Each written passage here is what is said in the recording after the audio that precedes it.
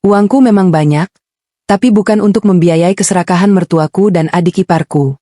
Di depanku mereka memuji, di belakangku mereka mencaci maki pada tetangga. Kini, mereka berani menuntut 500 miliar. Akan kubuat mereka jera dan menyesal seumur hidup. Sembari bersiap mendengarkan kisah ini, yuk, absen dulu di kolom komentar, dari kota mana saja kalian menonton. Jangan lupa dukung channel ini dengan like dan subscribe ya, supaya kami makin semangat mempersembahkan cerita yang lebih menarik lagi. Namaku Aira.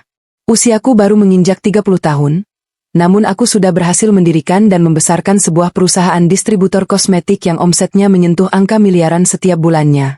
Kehidupanku bisa dibilang sangat mapan. Aku memiliki rumah impian yang luas, kendaraan mewah, dan tabungan yang lebih dari cukup untuk menjamin masa depanku. Namun, di balik semua kesuksesan finansial ini, ada satu celah dalam hidupku yang perlahan-lahan mulai menggerogoti ketenanganku. Keluarga suamiku. Suamiku bernama Mas Seno. Dia adalah pria yang baik, lembut, dan sangat menyayangiku. Kami menikah berlandaskan cinta yang tulus 5 tahun yang lalu. Mas Seno bekerja sebagai staf HRD di sebuah perusahaan swasta dengan gaji yang cukup untuk kebutuhan sehari-hari, namun tentu saja sangat jauh jika dibandingkan dengan penghasilanku. Aku tidak pernah mempermasalahkan perbedaan penghasilan kami. Bagiku, pernikahan adalah tentang kerjasama. Aku mencintainya tanpa syarat.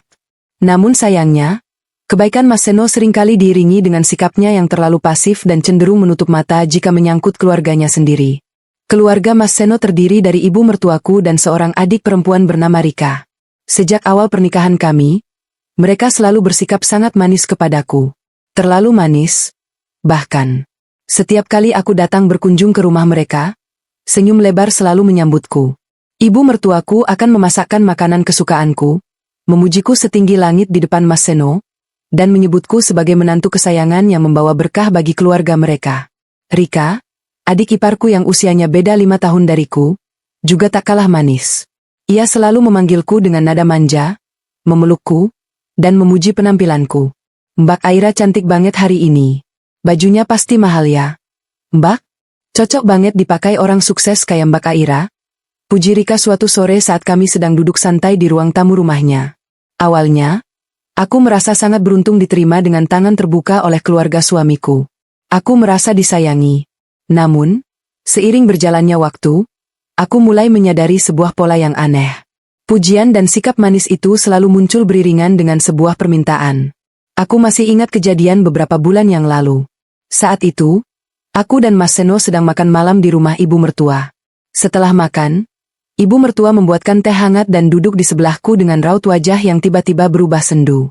Aira, nak, panggil ibu mertua dengan suara yang sengaja dilembutkan. Tangannya mengelus punggung tanganku perlahan. Iya, Bu. Ada apa? Kok sepertinya ibu sedih? Tanyaku saat itu, dengan polosnya merasa khawatir. Ibu mertua menghela napas panjang, seolah memikul beban yang sangat berat. Ibu ini sudah tua, Nak Aira. Teman-teman pengajian ibu kemarin pada pakai perhiasan emas baru semua. Ibu merasa malu karena gelang ibu cuma yang ini-ini saja. Sudah kusam pula. Ibu mau minta tolong Seno untuk belikan, tapi ibu tahu gaji Seno pas-pasan. Ibu kasihan sama suami kamu. Mas Seno yang duduk di seberang kami hanya menunduk. Tampak serba salah. Hatiku langsung tergerak.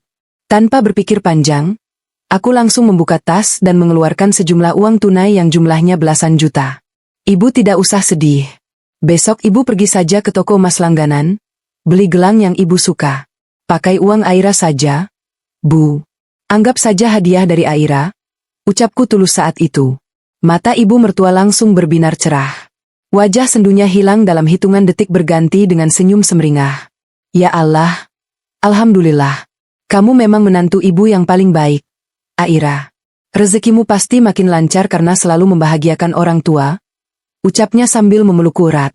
Pola yang sama terjadi pada Rika. Adik iparku itu tidak memiliki pekerjaan tetap.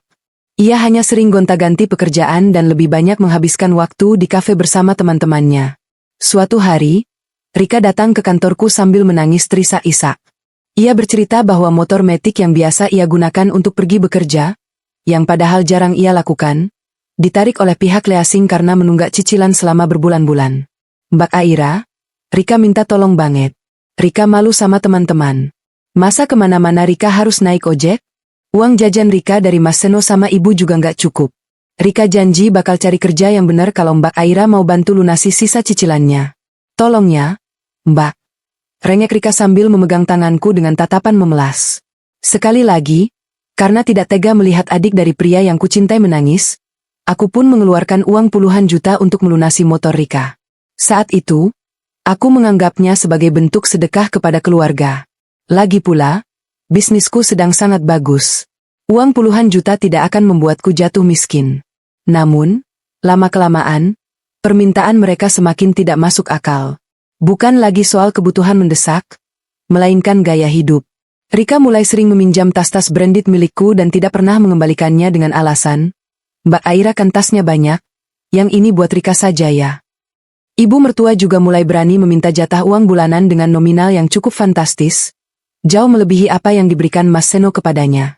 Setiap kali aku mencoba menolak secara halus, raut wajah mereka akan langsung berubah.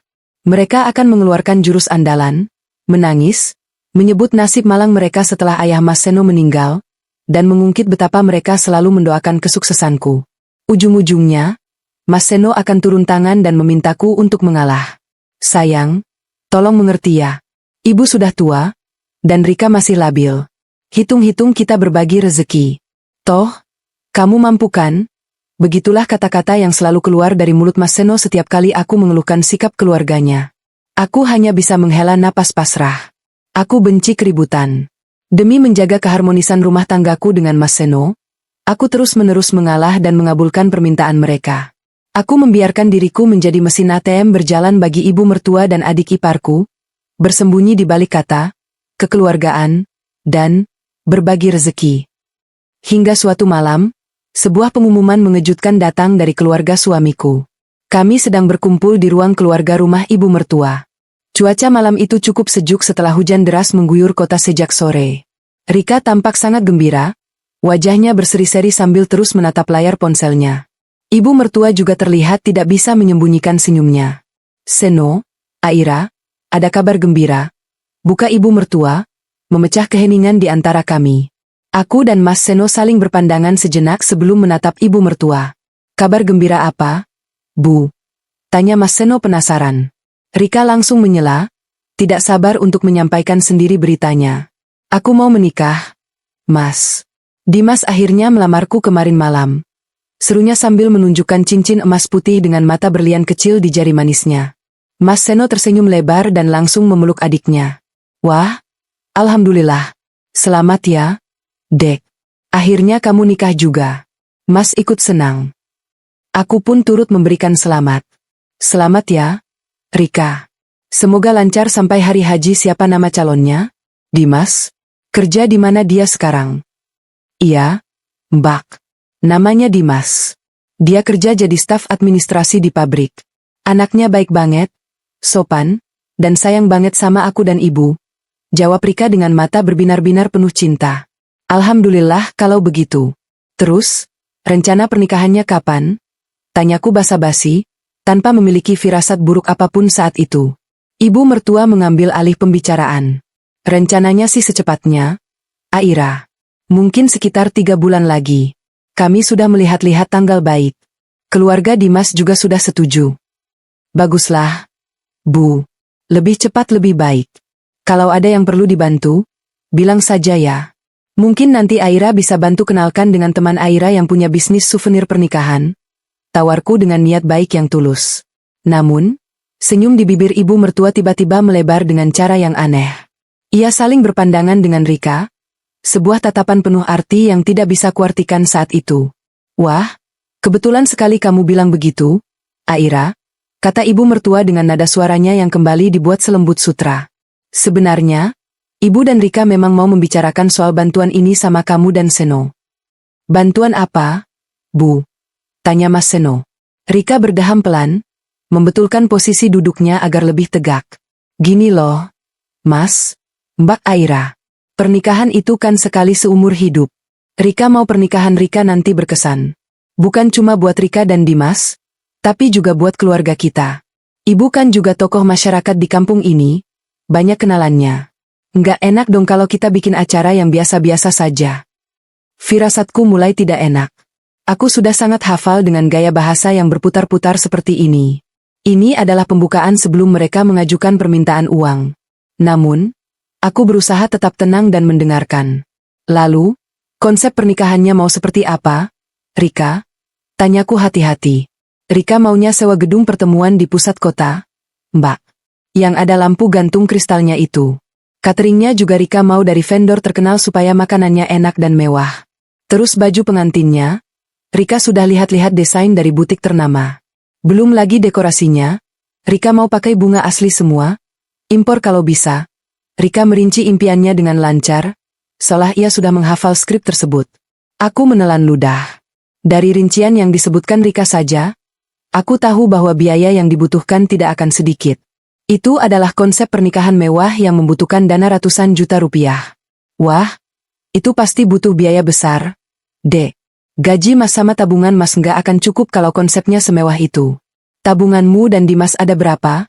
Tanya Mas Seno, mulai terlihat panik karena menyadari kapasitas keuangannya sendiri. Ibu mertua langsung memotong ucapan anaknya dengan tawa kecil yang terdengar dipaksakan. Ah, Seno ini bagaimana sih? Adikmu kan belum punya tabungan, gajinya saja pas-pasan. Dimas juga baru merintis karir. Masa kamu tega membiarkan adikmu satu-satunya menikah dengan acara seadanya? Mau ditaruh di mana muka ibu di depan tetangga? Tapi Bu, jujur saja uang Seno. Belum sempat Mas Seno menyelesaikan kalimatnya, ibu mertua menoleh ke arahku. Tatapannya tajam namun bibirnya menyunggingkan senyum yang teramat manis. Tangannya terulur meraih tanganku, menggenggamnya erat. Makanya, Ibu dan Rika mau minta tolong sama kamu. Aira, kamu kan istri Seno yang paling baik. Bisnismu juga lagi sukses-suksesnya. Ibu dengar bulan lalu kamu baru buka cabang baru. Uangmu pasti banyak sekali. Kamu mau kan? Bantu membiayai pernikahan adik iparmu ini. Ruang keluarga itu tiba-tiba terasa hening. Hujan di luar sudah berhenti, menyisakan suara tetesan air dari atap. Namun suasana di dalam ruangan justru terasa seperti badai baru saja akan dimulai. Aku menatap ibu mertua dan Rika bergantian. Topeng manis mereka masih terpasang sempurna, menutupi keserakahan yang kini perlahan mulai menggerogoti akal sehatku. Malam itu, aku belum menyadari seberapa besar angka yang akan mereka minta, namun satu hal yang pasti, dompet tebalku kembali menjadi sasaran empuk keluarga benalu ini. Hari Minggu sore yang cerah seharusnya menjadi waktu untukku bersantai di rumah setelah seminggu penuh mengurus bisnis yang menguras tenaga dan pikiran. Aku baru saja menyeduh secangkir teh chamomile dan duduk di sofa ruang tengah sambil membaca buku. Mas Seno sedang mencuci mobil di garasi depan, menyenandungkan lagu lawas kesukaannya. Suasana rumah kami sangat damai, sebelum akhirnya suara bel pintu memecah ketenangan itu. Aku bangkit dari sofa dan membuka pintu. Di sana berdiri ibu mertua dan Rika, dengan senyum lebar yang terlihat terlalu dipaksakan. Mereka membawa sebuah tas kertas berisi beberapa kotak kue yang kutahu harganya cukup mahal. Tumben sekali mereka membawa buah tangan. Biasanya, mereka datang hanya membawa tangan kosong dan pulang membawa penuh barang dari rumahku. Wah, Ibu, Rika, ayo masuk. Sapaku mencoba ramah, meski firasatku langsung mengatakan bahwa kedatangan mereka membawa misi khusus yang berhubungan dengan percakapan kami beberapa malam lalu. Iya, Aira. Maaf ya Ibu ganggu hari Minggu kamu. Ini, Ibu bawakan kue bolu gulung kesukaanmu. Tadi kebetulan lewat toko kue di depan, Ibu langsung ingat sama kamu. Ujar ibu mertua sambil menyodorkan tas kertas itu ke tanganku. Terima kasih banyak, Bu. Repot-repot segala, balasku sopan. Aku mempersilakan mereka duduk di ruang tamu, lalu ke belakang untuk memanggil Mas Seno dan menyiapkan minuman. Tak lama kemudian, Mas Seno masuk dengan tangan yang masih sedikit basah, membawa senyum bahagia menyambut keluarganya. Kami berempat pun duduk di ruang tamu. Awalnya, pembicaraan mengalir dengan ringan. Ibu mertua menanyakan kabar kesehatanku dan bisnisku. Ia memuji pot bunga baru di sudut ruangan dan mengomentari betapa bersihnya rumah kami. Rika pun tak kalah ramah, sibuk memuji kulit wajahku yang katanya semakin cerah. Semua basa-basi yang manis, yang sudah sangat kuhafal ritmenya. Setelah sekitar 20 menit mengobrol tentang hal-hal yang tidak penting, ibu mertua berdaham pelan. Ia menatap Rika, dan Rika mengangguk kecil. Sinyal itu sangat jelas. Pertunjukan sesungguhnya akan segera dimulai. Aira, Seno, Suara ibu mertua berubah menjadi serius, namun tetap menjaga nada kelembutannya. Ibu dan Rika datang ke sini ada maksud khusus. Berkaitan dengan rencana pernikahan Rika yang kita bicarakan waktu itu. Aku meletakkan cangkir tehku secara perlahan ke atas meja kaca. Iya, Bu. Bagaimana perkembangannya? Sudah dapat gedungnya? Tanyaku, memancing mereka untuk langsung pada intinya. Rika segera membuka tas lempangnya dan mengeluarkan sebuah map plastik berwarna biru. Ia mengeluarkan beberapa lembar kertas yang tampak seperti hasil cetakan dari komputer dan meletakkannya di atas meja, tepat di hadapanku dan Mas Seno. Ini, Mbak Aira, Mas Seno. Rika sama ibu sudah bikin rincian biayanya.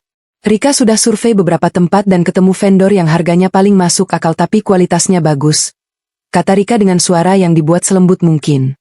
Mas Seno mencondongkan tubuhnya, mengambil lembaran kertas itu. Aku ikut membaca dari sampingnya. Mataku menelusuri deretan huruf dan angka yang tertata rapi dalam bentuk tabel.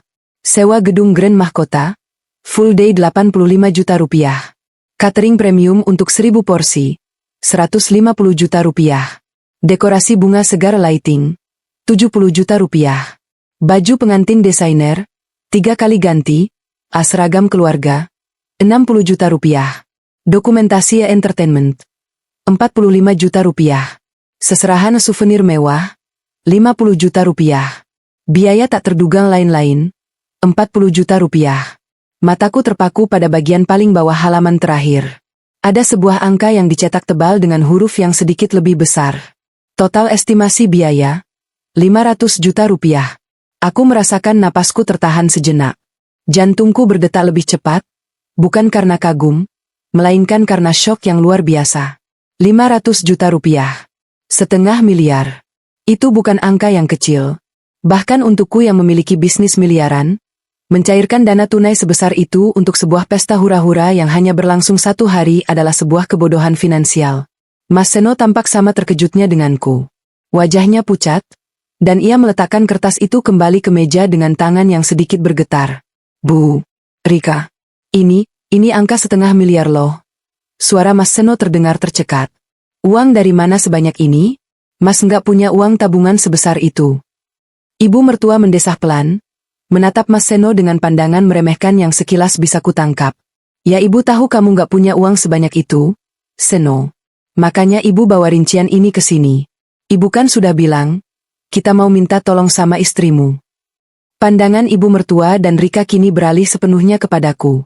Tatapan mereka penuh harap, namun entah mengapa aku merasa seperti sedang ditatap oleh 2 ekor lintah yang bersiap mengisap darahku hingga kering.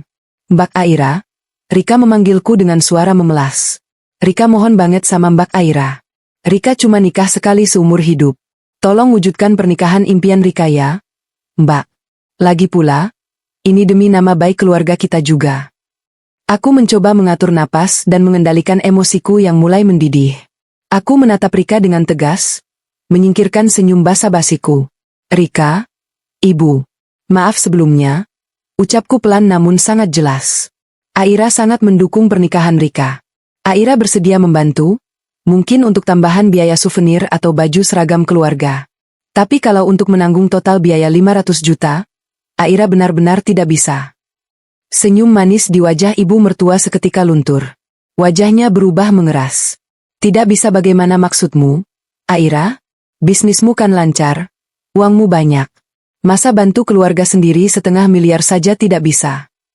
Ini bukan masalah uangnya ada atau tidak, Bu. Balasku, berusaha memberikan pengertian yang masuk akal. Uang 0,5 miliar itu sangat besar. Uang Aira saat ini berputar di bisnis.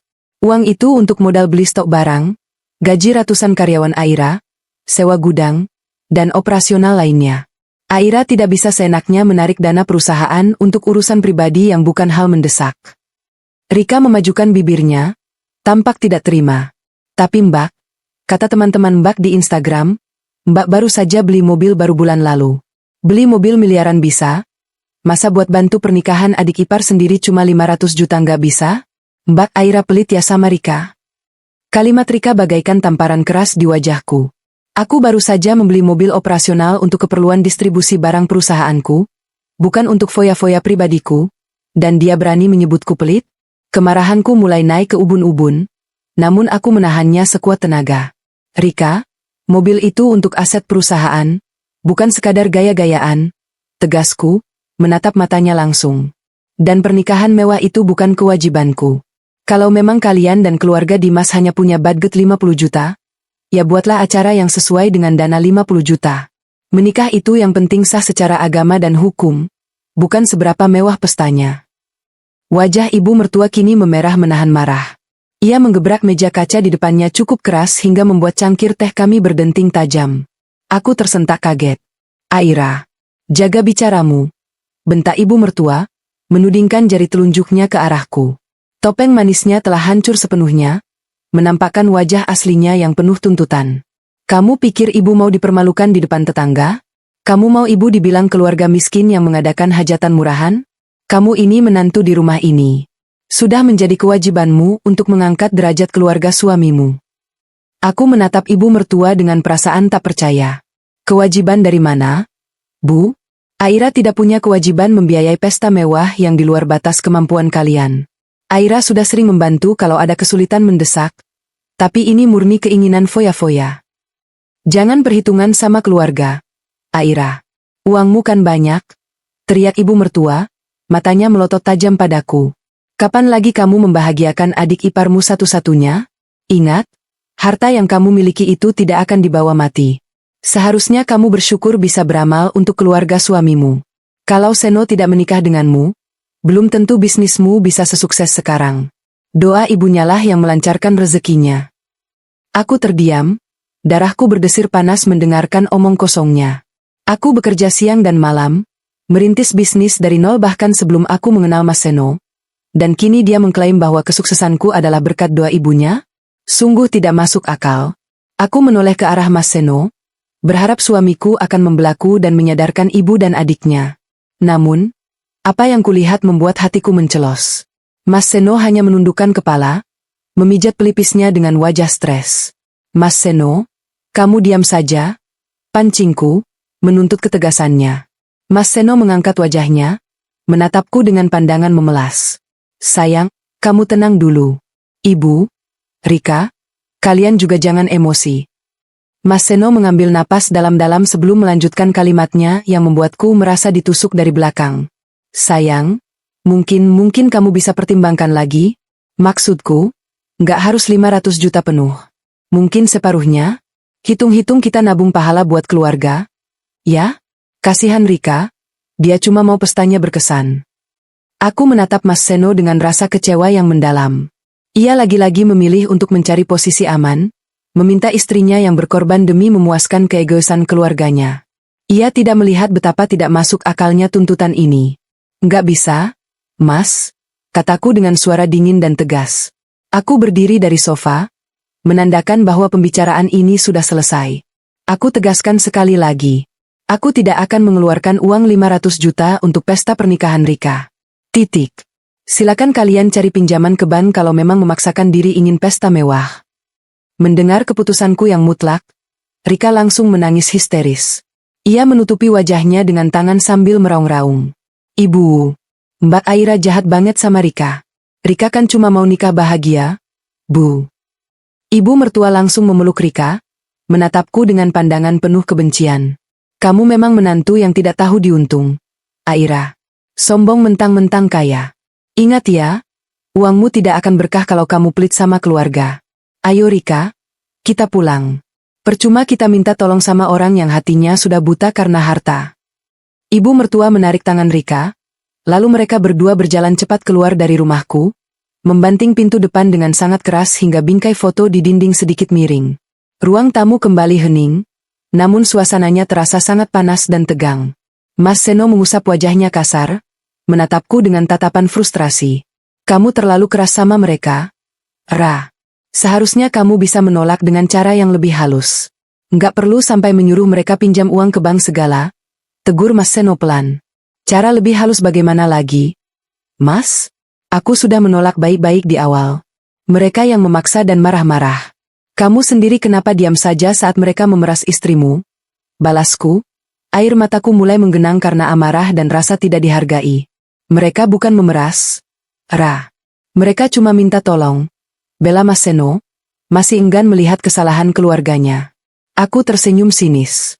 Minta tolong menanggung 500 juta itu bukan minta tolong, Mas. Itu merampok secara halus.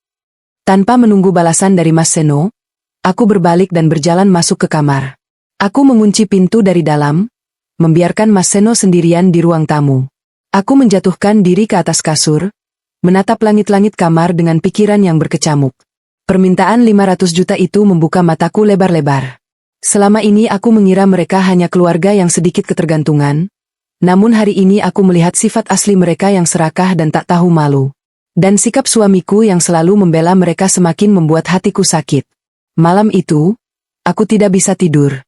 Pikiranku terus berputar. Kata-kata ibu mertua terus terngiang di telingaku. Kamu pikir ibu mau dipermalukan di depan tetangga? Baiklah, jika itu yang ibu mertua takutkan. Aku mulai merasa ada yang tidak beres. Sikap mereka yang begitu menuntut membuatku curiga. Apa yang sebenarnya mereka katakan di luar sana tentang diriku? Aku harus mencari tahu. Dan jika firasatku benar bahwa mereka hanyalah parasit yang bersembunyi di balik kata keluarga, aku bersumpah tidak akan membiarkan mereka lolos begitu saja. Permainan baru saja dimulai. Pagi itu terasa sangat canggung. Sejak pertengkaran hebat semalam, aku dan Mas Seno sama sekali tidak saling bicara.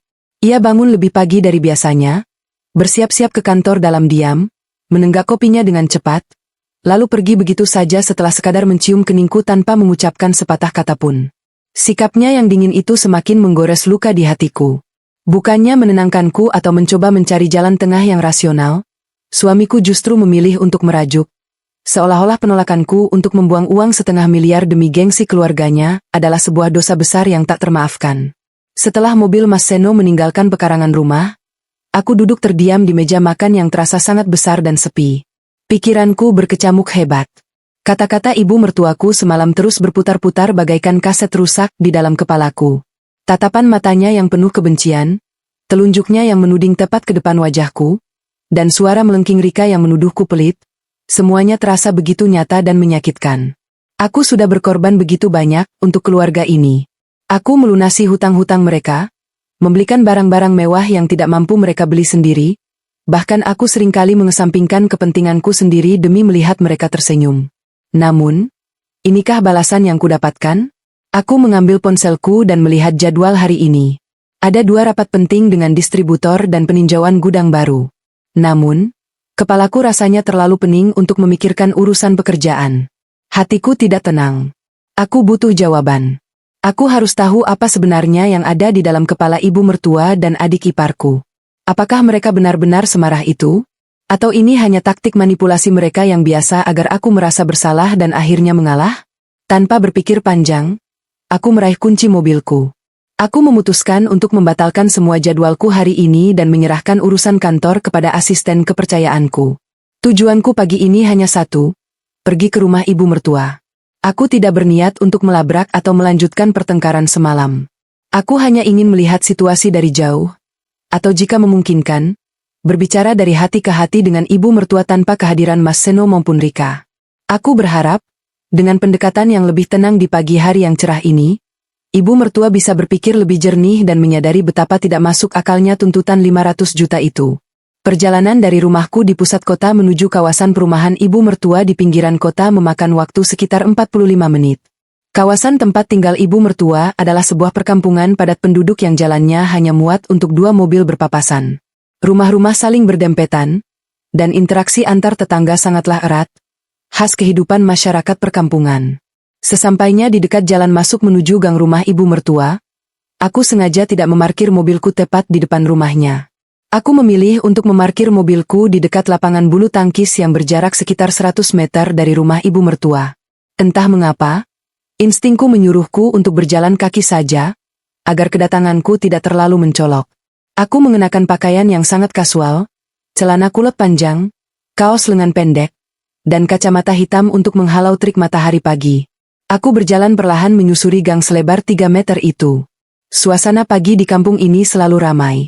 Suara sapu lidi yang bergesekan dengan aspal, wangi masakan dari dapur-dapur warga, dan celotehan anak-anak kecil yang sedang bermain membuat suasana terasa sangat hidup.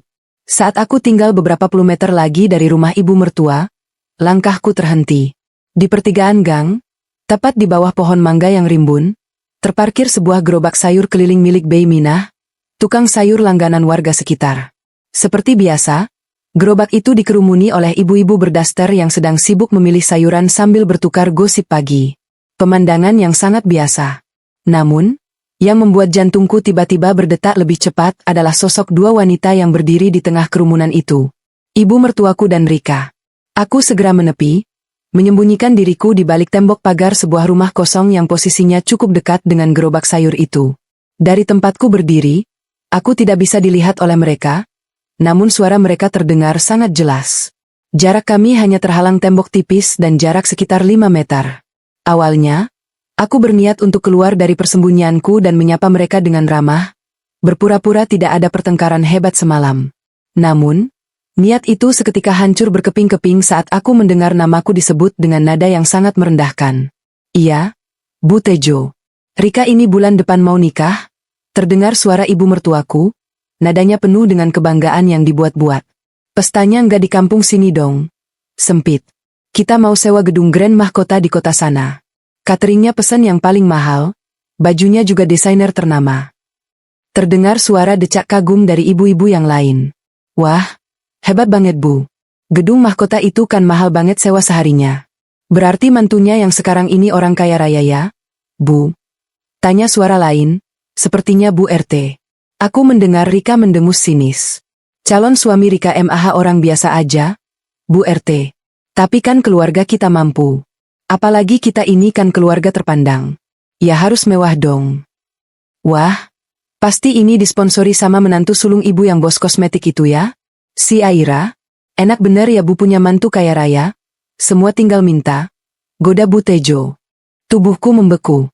Aku menahan napas, menunggu jawaban ibu mertuaku. Apa yang keluar dari mulutnya detik berikutnya adalah racun paling mematikan yang pernah kudengar seumur hidupku. Cih, boro-boro dibayarin sama si Aira. Suara ibu mertuaku melengking penuh nada jijik. Tahu nggak ibu-ibu? Menantuku yang satu itu pelitnya minta ampun. Semalam saya sama Rika datang baik-baik minta tolong buat tambahan biaya nikah adiknya. Dia malah marah-marah. Ngusir kita dari rumahnya. Sombongnya nazubillah mentang-mentang ngerasa punya uang. Aku membelalakan mata di balik kacamata hitamku. Tanganku gemetar mendengar kebohongan yang begitu keji. Menolak baik-baik dia sebut mengusir? Minta tolong tambahan biaya dia sebut 500 miliar? Masa sih? Bu? Padahal kelihatannya Mbak Aira itu kalem dan baik loh. Sering beliin ibu perhiasan juga kan? Tanya seorang tetangga yang tampaknya sedikit ragu. Halah, itu MAH cuma pencitraan di depan orang luar. Sahut Rika dengan suara lantang, memastikan semua orang di sana mendengarnya. Aslinya MAH perhitungan banget. Pelit. Beliin perhiasan juga pasti pakai uang Mas Seno. Mas Seno itu yang kerja keras banting tulang. Si Aira MAH cuma ongkang-ongkang kaki di rumah nyuruh-nyuruh karyawannya. Hartanya itu hasil keringat kakakku, bukan dia. Bagaikan disambar petir di pagi hari, hatiku hancur berkeping-keping. Aku menggigit bibir bawahku kuat-kuat untuk menahan isak tangis yang mendesak keluar dari tenggorokanku. Bagaimana bisa Rika mengatakan hal sekeji itu? Aku bekerja keras membangun bisnisku dari nol. Jauh sebelum aku mengenal Mas Seno. Mas Seno hanya staf HRD biasa yang gajinya bahkan tidak cukup untuk membayar tagihan listrik bulanan rumah mewah kami. Dan mereka dengan beraninya memutarbalikkan fakta di depan umum? Betul kata Rika. Tambah ibu mertuaku, suaranya kini terdengar seperti desisan ular berbisa. Aira itu perempuan serakah. Dia itu istri durhaka yang suka nginjak-nginjak kepala suami. Seno itu saking baiknya sampai dibodoh-bodohin sama istrinya. Gajinya Seno dikuasai penuh sama si Aira. Kalau ada maunya aja dia datang ke rumah bersikap manis.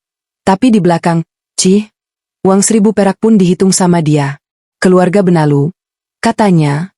Padahal dia yang numpang hidup dari anak saya. Air mataku akhirnya tumpah. Tubuhku merosot perlahan, bersandar pada tembok berdebu di belakangku. Tanganku mencengkeram dadaku yang terasa sesak luar biasa. Rasa sakitnya melebihi rasa sakit fisik manapun yang pernah kualami. Selama ini, aku telah menutup mata terhadap semua sifat buruk mereka. Aku membelikan motor, melunasi hutang, membelikan perhiasan, dan memperlakukan mereka selayaknya keluarga kandungku sendiri. Namun ternyata, di mata mereka, aku hanyalah orang asing yang hartanya bisa diperas, dan martabatnya bisa diinjak-injak sesuka hati. Aku segera merogoh saku celanaku, mengeluarkan ponsel pintar milikku dengan tangan yang masih gemetar hebat. Aku membuka aplikasi perekam suara dan menekan tombol merah. Aku menahan napasku, memastikan ponselku menangkap setiap detail fitnah keji yang mereka lontarkan kepada para tetangga. Terus pestanya Rika gimana jadinya? Bu, kalau nggak dibayarin sama menantu ibu? Tanya Bu Tejo lagi, suaranya terdengar sangat penasaran dan haus akan gosip. Ya tetap jalan dong. Jawab ibu mertuaku dengan nada angkuh yang membuat perutku mual. Saya kan punya tabungan sendiri. Rika juga punya tabungan. Kita buktikan ke perempuan sombong itu, tanpa uang haramnya pun, keluarga kita bisa bikin pesta paling mewah di kampung ini. Biar dia malu sekalian. Iya bener, Bu. Rika najis pakai uang nyambak Aira. Biarin aja dia pelit. Nanti juga kena azab hartanya habis. Kutuk Rika sambil tertawa kecil, yang kemudian diikuti oleh tawa sumbang ibu-ibu lainnya. Rekaman itu berjalan selama hampir 10 menit. 10 menit yang terasa seperti neraka. Setelah mereka selesai membicarakanku dan mulai beralih membahas harga bawang merah yang naik, aku mematikan rekamanku. Aku menyimpan ponselku kembali ke dalam saku dengan gerakan pelan. Aku tidak menangis lagi. Air mataku sudah kering, digantikan oleh sebuah perasaan yang sangat asing namun terasa begitu kuat menguasai seluruh aliran darahku. Kesedihan, rasa kecewa, dan rasa terkhianati itu telah menguap tanpa sisa, bertransformasi menjadi sebuah amarah yang sangat dingin dan membekukan. Aku berdiri dari posisi jongkokku, menepuk-nepuk debu yang menempel di celanaku. Aku melepas kacamata hitamku sejenak, mengusap sisa air mata di sudut mataku dengan punggung tangan, lalu memakainya kembali. Aku tidak jadi menemui mereka. Tidak ada gunanya berbicara dari hati ke hati dengan orang-orang yang tidak memiliki hati. Aku memutar tubuhku dan berjalan kembali menuju tempat mobilku terparkir. Setiap langkah yang kuambil terasa semakin mantap dan pasti. Tidak ada lagi Aira yang penurut. Tidak ada lagi Aira sang menantu idaman yang selalu mengalah demi kedamaian palsu. Jika mereka menganggapku musuh, maka aku akan menjadi musuh yang paling menakutkan yang pernah mereka hadapi. Sesampainya di dalam mobil, aku tidak langsung menyalakan mesin. Aku duduk diam di balik kemudi, mencengkeram setir mobil kuat-kuat hingga buku-buku jariku memutih. Aku memutar kembali rekaman suara tadi. Mendengar kembali caci maki dan fitnah mereka di ruangan mobil yang kedap suara membuat amarahku semakin mendidih. Mereka menyebutku pelit, mereka menyebutku sombong, mereka mengklaim hartaku adalah milik anak kebanggaan mereka, dan yang paling membuatku muak, mereka berani mengutukku dan berencana menggunakan gengsi mereka untuk menjatuhkanku. Sebuah senyum miring, dingin, dan sinis perlahan terbentuk di bibirku. Kalian menginginkan uangku? Bisikku pada diriku sendiri di tengah keheningan kabin mobil. Kalian menginginkan pesta 500 juta rupiah demi kesombongan kalian? Baiklah. Akan kuberikan apa yang kalian mau. Aku akan memberikan pesta pernikahan paling mewah, paling berkesan, dan paling tidak terlupakan seumur hidup kalian. Aku menyalakan mesin mobil dengan satu sentuhan kasar. Suara deru mesin mobil mewahku terdengar seolah mewakili gemuruh di dalam dadaku. Aku memasukkan persneling dan menginjak pedal gas, meninggalkan kampung itu dengan sebuah tekad yang bulat. Kalian pikir kalian cerdik bersembunyi di balik kata, keluarga, dan kewajiban? Kalian salah memilih lawan. Aku adalah pebisnis. Aku tahu cara bermain dengan angka, aku tahu cara membaca peluang, dan yang terpenting, aku tahu persis bagaimana cara menghancurkan lawan tanpa harus mengotori tanganku sendiri. Akan kubuat kalian jera dan menyesal hingga ke sumsum tulang kalian. Permainan sesungguhnya baru saja dimulai. Hari-hari berikutnya kulalui dengan ketenangan yang menakutkan, bahkan bagi diriku sendiri. Mas Seno tampaknya mengira diamku adalah bentuk penyesalan atau setidaknya, sebuah tanda bahwa aku mulai melunak. Ia mulai bersikap manis lagi, mencoba merayuku dengan pujian-pujian dan perhatian kecil. Aku membalasnya dengan senyuman tipis dan sikap wajar, tidak terlalu hangat namun tidak juga dingin.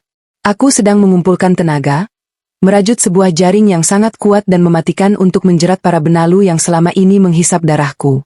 2 hari setelah kejadian di tukang sayur itu, aku duduk di ruangan kantor hukum langganan perusahaanku. Di hadapanku duduk Pak Surya, seorang pengacara korporat yang sangat cerdas, teliti, dan kejam di meja hijau. Beliau adalah orang yang selalu kuandalkan untuk mengurus segala kontrak bisnis dan sengketa perusahaanku. Jadi, Bu Aira, biar saya pastikan saya tidak salah dengar, kata Pak Surya sambil membetulkan letak kacamatanya.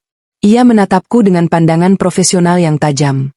Ibu ingin saya membuatkan surat perjanjian hutang piutang dengan nominal 500 juta rupiah. Pihak debiturnya adalah ibu mertua dan adik ipar ibu sendiri. Dan untuk jaminannya, ibu meminta sertifikat rumah asli milik ibu mertua ibu. Aku menyesap teh hangat yang disajikan oleh sekretarisnya sebelum mengangguk pelan. Tepat sekali, Pak Surya. Saya ingin surat perjanjian itu dibuat sekuat mungkin secara hukum. Masukkan klausul bunga keterlambatan, dan yang paling penting, klausul sita jaminan yang otomatis berlaku dan mengikat secara hukum jika terjadi gagal bayar pada tenggat waktu yang telah ditentukan. Pak Surya bersandar di kursinya, tampak sedikit terkejut namun berusaha menyembunyikannya. Ini sedikit tidak biasa, Bu Aira. Biasanya urusan keluarga tidak sampai membutuhkan kontrak mengikat dengan agunan sertifikat rumah. Terlebih lagi, mengingat posisi ibu sebagai istri sah dari putra debitur. Apakah ibu yakin dengan langkah ini? Jika masalah ini dibawa ke ranah hukum, ini bisa sangat merusak hubungan keluarga ibu. Aku tersenyum dingin. Hubungan keluarga itu sudah rusak sejak lama, Pak Surya. Saya hanya meresmikannya di atas kertas. Mereka bukan keluarga, mereka lintah. Dan saya tidak berniat menyumbangkan uang hasil keringat saya untuk membiayai kesombongan mereka. Buat suratnya seringkas mungkin di halaman depan agar terlihat seperti dokumen administratif biasa, tapi pastikan seluruh klausul hukum yang memberatkan mereka ada di halaman-halaman berikutnya. Melihat ketegasanku, Pak Surya tidak bertanya lagi. Ia mengangguk mengerti. Baiklah, Bu Aira. Saya paham. Saya akan merancang dokumennya seolah-olah ini adalah formulir pencairan dana sisar, hibah internal perusahaan. Bahasa di halaman pertamanya akan saya buat sangat formal dan membosankan khas dokumen birokrasi perusahaan, namun isinya mutlak merupakan perjanjian hutang piutang dengan jaminan hak milik. Kapan ibu butuh dokumen ini? Besok pagi, Pak Surya. Besok malam jaring ini akan saya lemparkan. Jawabku mantap. Keesokan harinya, sesuai janjiku pada diriku sendiri, aku bersiap untuk menjalankan sandiwara terbesarku. Aku berdandan dengan sangat rapi, memilih gaun sederhana berwarna pastel yang membuatku terlihat anggun dan lembut. Sepulang kerja, aku menjemput Mas Seno di kantornya, sesuatu yang sangat jarang kulakukan, dan mengajaknya makan malam berdua di restoran favoritnya. Aku bersikap sangat manis, sangat manja, membuat Mas Seno benar-benar terbang ke awan. Di tengah makan malam, saat suasana sedang sangat hangat, aku meletakkan sendokku dan menatap matanya dalam-dalam dengan sorot mata yang sengaja kubuat sayu dan penuh penyesalan. Mas, panggilku lembut, meraih tangannya yang ada di atas meja. Aku mau minta maaf soal kejadian beberapa malam lalu. Mas Seno tampak terkejut, namun matanya langsung berbinar lega. Sayang, kamu gak perlu minta maaf. Mas ngerti kok, kamu pasti lagi capek banget urus kerjaan. Aku menghela napas panjang, menundukkan kepalaku sedikit seolah merasa bersalah. Iya, Mas, belakangan ini aku memang stres banget sama target perusahaan. Makanya waktu Ibu dan Rika datang bawa rincian biaya yang besar banget, reaksiku langsung meledak. Aku egois, Mas. Aku lupa kalau keluarga adalah segalanya. Aku lupa betapa bahagianya melihat adik iparku sendiri menikah dengan layak. Mas Seno membalas genggaman tanganku erat-erat. Wajahnya berseri-seri. Ya ampun, Ra. Mas seneng banget dengernya. Jadi, maksudmu kamu setuju bantu Rika? Aku tersenyum lembut dan mengangguk mantap. Iya, Mas. Aku sudah pikir-pikir lagi. Uang 500 juta itu memang besar, tapi kebahagiaan keluarga kita jauh lebih berharga. Besok-besok uang bisa dicari lagi, tapi momen pernikahan Rika kan cuma sekali seumur hidup. Aku mau membiayai semuanya. 100%. Mata Mas Seno membulat tak percaya. Ia nyaris melompat dari kursinya saking senangnya. Ia mencium punggung tanganku berkali-kali. Alhamdulillah. Terima kasih, sayang. Terima kasih banyak. Kamu memang istri yang paling baik, paling pengertian. Mas janji akan lebih sayang sama kamu. Ibu dan Rika pasti bakal sujud syukur dengar kabar ini. Melihat kegembiraan suamiku, bagian kecil dari hatiku menjerit sakit. Ia begitu mudahnya dibutakan. Ia begitu mudahnya merasa lega karena tanggung jawabnya sebagai kakak laki-laki diambil alih sepenuhnya oleh istrinya. Namun, aku menepis rasa sakit itu jauh-jauh. Fokusku sekarang adalah rencanaku. Tapi Mas, kataku, menghentikan euforianya sejenak. Nada suaraku berubah sedikit lebih serius, mengatur intonasi yang pas agar terdengar meyakinkan. Uang 500 juta itu nggak bisa aku ambil sembarangan dari kasir gitu aja. Itu uang perusahaan. Ada prosedurnya, ada auditnya. Badan pemeriksa keuangan dan orang pajak itu ketat banget loh, Mas. Mas Seno mengernyitkan dahi. Oh, terus gimana, Ra? Agak susah ya cairinnya? Nggak susah kok, Mas. Cuma butuh syarat administrasi aja buat arsip kantor. Aku mulai menebar umpanku perlahan. Nanti malam kita ke rumah ibu ya. Kita sampaikan kabar gembira ini sekalian aku mau minta tanda tangan ibu dan Rika untuk dokumen pencairan dananya. Wah, gampang itu Emaha. Cuma tanda tangan doang kan? Nanti malam kita langsung ke sana. Jawab Mas Seno antusias tanpa menaruh curiga sedikit pun. Umpan telah dimakan. Malam harinya, udara terasa sangat panas meski kipas angin di ruang tamu rumah ibu mertua menyala dalam kecepatan penuh. Saat kami datang, ibu mertua dan Rika menyambut kami dengan wajah yang masih tertekuk dan sinis. Mereka menjawab salam kami dengan gumaman tak jelas dan duduk dengan jarak yang agak jauh dariku. Jelas sekali mereka masih menyimpan dendam atas penolakanku sebelumnya. Namun, suasana dingin itu tidak berlangsung lama. Setelah Mas Seno dengan penuh semangat dan senyum lebar mengumumkan maksud kedatangan kami, suasana di ruangan itu berubah 180 derajat dalam hitungan detik. Apa? Yang benar kamu, Seno? Jerit ibu mertua, matanya terbelalak nyaris keluar dari sarangnya.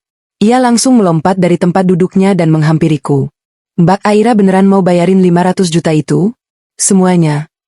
Rika ikut menjerit histeris, menutupi mulutnya dengan kedua tangan, seolah-olah ia baru saja memenangkan undian lotre miliaran rupiah. Aku memasang senyum paling manis dan paling tulus yang bisa kuciptakan, meski perutku mual melihat perubahan sikap mereka yang drastis ini. Iya, Bu, Rika.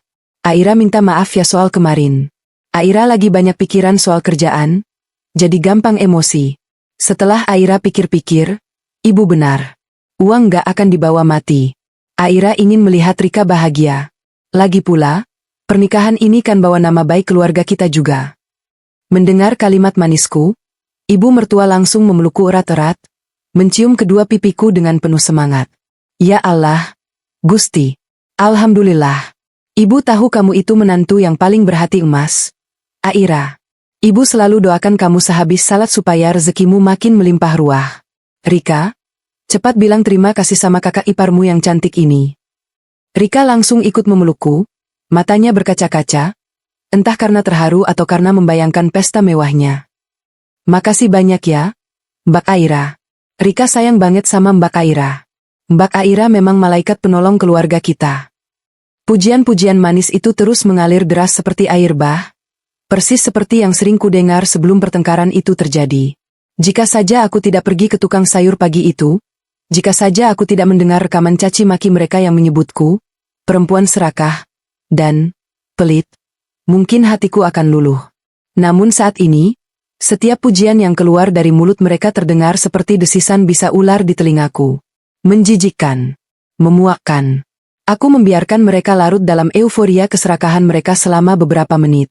Rika bahkan sudah mulai membuka layar ponselnya, menunjukkan kepadaku foto-foto gaun pengantin impor yang harganya puluhan juta. Ibu mertua sibuk membicarakan daftar tamu tambahan dari kalangan, pejabat kampung, yang akan diundangnya. Setelah merasa waktunya tepat, aku berdeham pelan, menarik perhatian mereka kembali ke dunia nyata. Tapi ada satu hal yang harus kita selesaikan dulu malam ini, Bu. Rika, kataku sambil membuka tas kerja bermerekku. Aku mengeluarkan sebuah map kulit berwarna coklat yang tebal dan meletakkannya di atas meja kaca di antara kami. Map itu berisi dokumen yang telah disusun rapi oleh Pak Surya. Ibu mertua dan Rika menghentikan celotehan mereka, menatap map itu dengan penasaran namun tanpa rasa curiga sedikit pun.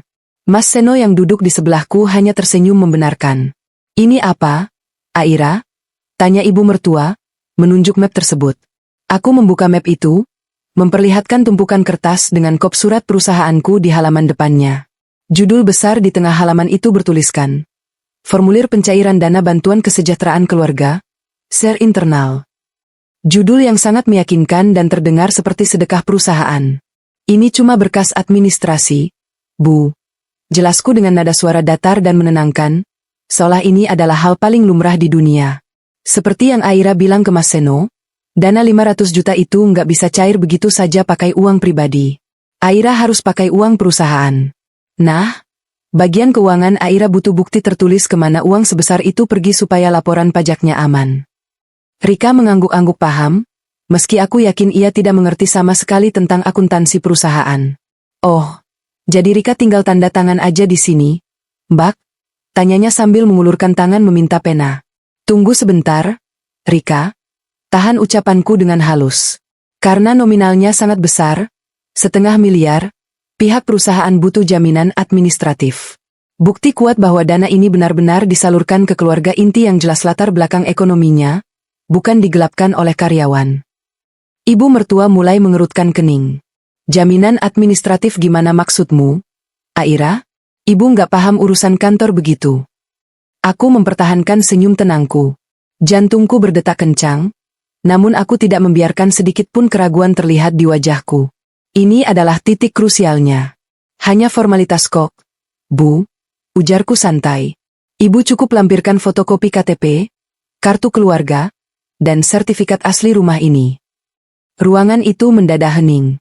Mas Seno, yang sejak tadi diam saja, tiba-tiba menoleh menatapku dengan tajam. Sertifikat rumah? Ra? Buat apa sampai pakai sertifikat rumah segala? Ini kan cuma buat acara keluarga.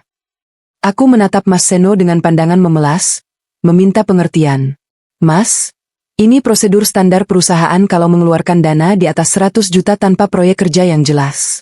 Tim audit akan mencari aset sebagai penjamin, kelayakan penerima dana.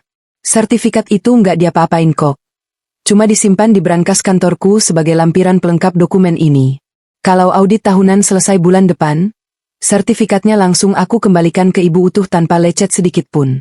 Ini cuma biar aku nggak dituduh korupsi uang perusahaanku sendiri sama pemegang saham lain. Aku menoleh kembali ke arah ibu mertua, menggunakan jurus manipulasi balik. Tapi, kalau ibu keberatan melampirkan sertifikat rumah sebagai syarat administrasi ini, ya nggak apa-apa sih, Bu. Cuma, dana 500 jutanya otomatis nggak bisa dicairkan sama bagian keuanganku besok. Mungkin Rika pestanya yang sederhana aja di depan rumah, pasang tenda biru juga lumayan kok. Kata, tenda biru, dan pesta sederhana, adalah mantra ajaib yang langsung menghancurkan kewarasan ibu mertua dan Rika. Wajah mereka langsung pucat pasi membayangkan impian pesta mewah mereka hancur berkeping-keping. Jangan tenda biru dong, Mbak. Pekik Rika panik. Ia langsung mengguncang-guncang lengan ibunya. Bu, kasih aja sertifikatnya. Cuma disimpan di kantor Mbak Aira doang kok sebulan. Daripada Rika batal sewa gedung mahkota. Bu, Rika malu sama teman-teman. Ibu mertua tampak bimbang sejenak. Matanya melirik ke arah map tebal berisi dokumen itu, lalu beralih ke wajah anak bungsunya yang memelas, dan terakhir menatapku yang tersenyum lugu. Keserakahan di dalam dirinya ternyata jauh lebih besar daripada akal sehatnya. Obsesinya untuk pamer kepada para tetangga telah membutakan matanya dari segala kemungkinan buruk. Kamu janji ya, Aira? Cuma disimpan sebentar buat syarat kantor kamu saja? Ibu mertua memastikan, suaranya sedikit bergetar. Sumpah, Bu. Aira ini menantu ibu? Masa Aira mau menipu keluarga sendiri? Jawabku lancar, tanpa dosa. Di dalam hati, aku bersorak kemenangan. Ibu mertua akhirnya mengangguk mantap. Ia berdiri dan berjalan tergesa-gesa masuk ke dalam kamarnya. Tak lama kemudian, ia keluar membawa sebuah map hijau kusam. Ia menyerahkan map itu kepadaku. Tanganku menyentuh map tersebut. Di dalamnya terdapat buku hijau berlogo Garuda Emas. Sertifikat hak milik, SHM, rumah ini. Ini sertifikatnya, kata ibu mertua, menyerahkannya dengan sedikit ragu. Namun saat melihat dokumen pencairan dana di atas meja, keraguannya sirna seketika. Sekarang, di mana ibu harus tanda tangan?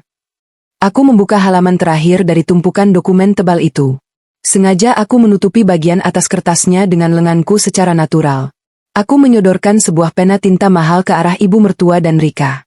Di lembar terakhir itu, jika mereka mau membaca dengan teliti satu paragraf saja di atas kolom tanda tangan, tertera dengan sangat jelas menggunakan huruf kapital.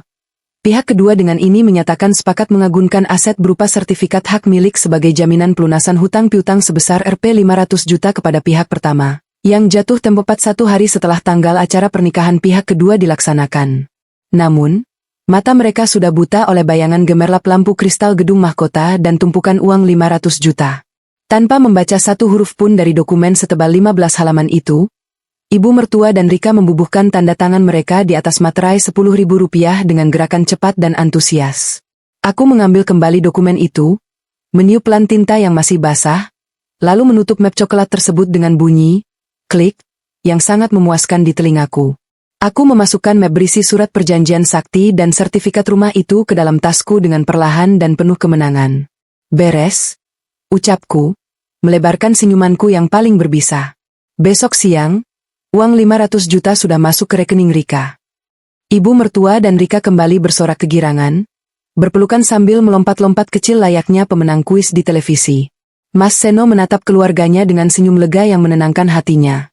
Tidak ada satupun dari mereka yang menyadari bahwa malam itu, di ruang tamu yang pengap ini, mereka baru saja menggali kuburan masa depan mereka sendiri dan menyerahkan sekopnya ke tanganku. Bersiaplah, keluarga Benalu. Pesta impian kalian akan segera terwujud. Namun tagihan berdarah yang menanti di akhir acara akan memastikan senyum kalian malam ini menjadi senyum bahagia terakhir yang pernah kalian miliki. Tepat pukul 1 siang keesokan harinya, aku menekan tombol transfer di aplikasi perbankan bisnisku. Dana sebesar 500 juta rupiah meluncur mulus ke rekening Rika. Tidak sampai 5 menit berselang, ponselku berdering hebat. Panggilan dari Rika. Aku membiarkannya berdering 3 kali sebelum mengangkatnya, memasang nada suara yang biasa saja. Mbak Aira, uangnya sudah masuk. Ya ampun, Mbak. Rika sampai gemetar lihat angka nolnya banyak banget di layar ATM. Jeritan histeris Rika langsung menyambut telingaku. Di latar belakang, aku bisa mendengar suara ibu mertuaku yang tak kalah heboh mengucap syukur berkali-kali. Alhamdulillah kalau sudah masuk, Rika. Gunakan uang itu sebaik-baiknya untuk persiapan pernikahanmu ya. Ingat, jangan sampai ada yang kurang. Aira ingin pestanya benar-benar sempurna seperti yang kalian impikan.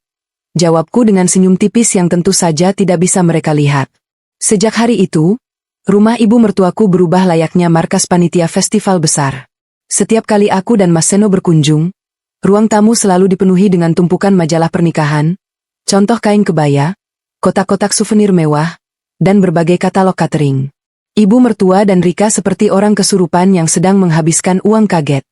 Mereka mempekerjakan perencana pernikahan papan atas di kota ini, sesuatu yang biasanya hanya dilakukan oleh kalangan selebritas atau pejabat tinggi.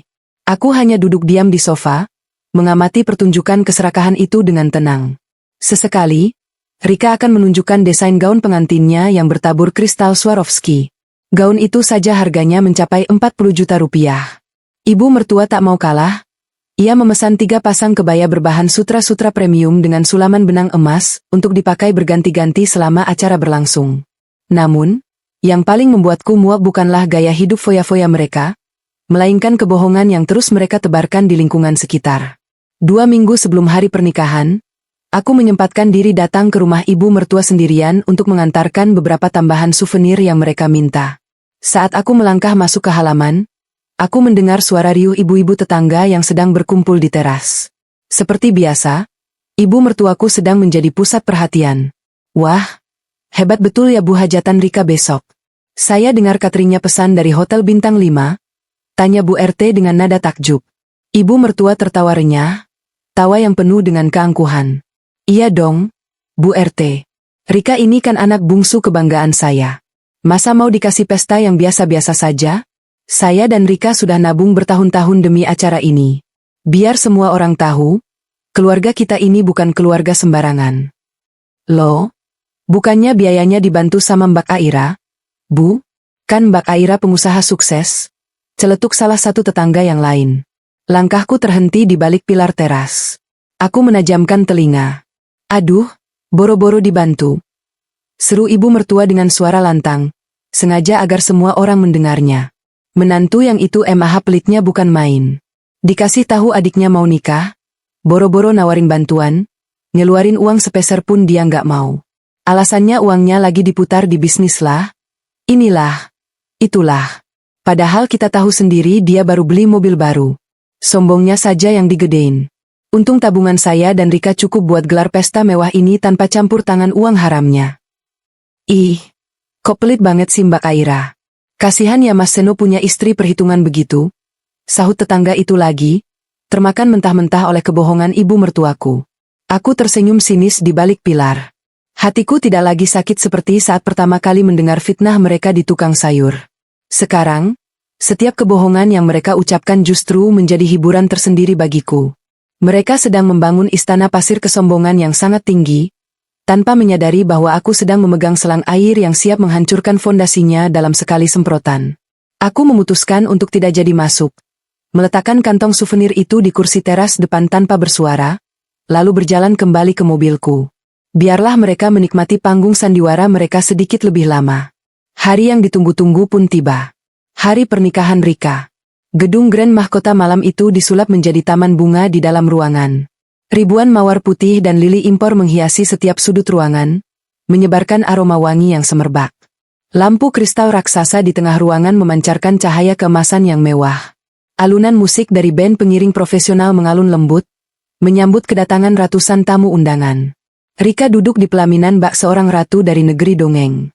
Gaun pengantinnya yang berkilauan menjuntai panjang hingga ke karpet merah. Mahkota kecil di kepalanya membuatnya semakin terlihat angkuh. Di sebelahnya, Dimas, sang pengantin pria, tampak sedikit canggung dan tenggelam dalam kemewahan yang bukan miliknya. Ibu mertua adalah bintang sesungguhnya malam itu. Ia berkeliling dari satu meja tamu ke meja tamu lainnya, memamerkan kebayanya yang berkilau, memamerkan hidangan lobster dan daging wagyu yang tersaji di meja prasmanan, dan tentu saja, memamerkan kesuksesan finansial palsunya kepada seluruh kerabat dan tetangga kampung yang hadir dengan mata terbelalak kagum. Aku dan Mas Seno duduk di meja keluarga VIP. Mas Seno tampak sangat bangga melihat keluarganya begitu dihormati malam ini. Ia terus menggenggam tanganku, berbisik mengucapkan terima kasih berkali-kali karena telah mewujudkan impian adiknya. Aku membalas senyumnya dengan tenang. Gaunku malam ini sangat sederhana, tanpa perhiasan mencolok, sengaja membuat diriku terlihat tenggelam di tengah kemewahan keluarga benalu ini. Beberapa kali aku menangkap tatapan sinis dan bisik-bisik dari para tetangga saat melihat ke arahku. Aku tahu persis apa yang mereka bicarakan. Mereka pasti sedang menertawakanku, menantu kaya raya yang pelit, yang katanya tidak menyumbang sepeser pun untuk hajatan akbar ini. Namun, aku tidak peduli. Aku mengunyah potongan daging di piringku dengan nikmat. Pesta ini memang sangat sempurna. Makanan yang lezat, dekorasi yang memukau, dan kesombongan yang mencapai puncaknya. Semua ini sepadan dengan harga 500 juta.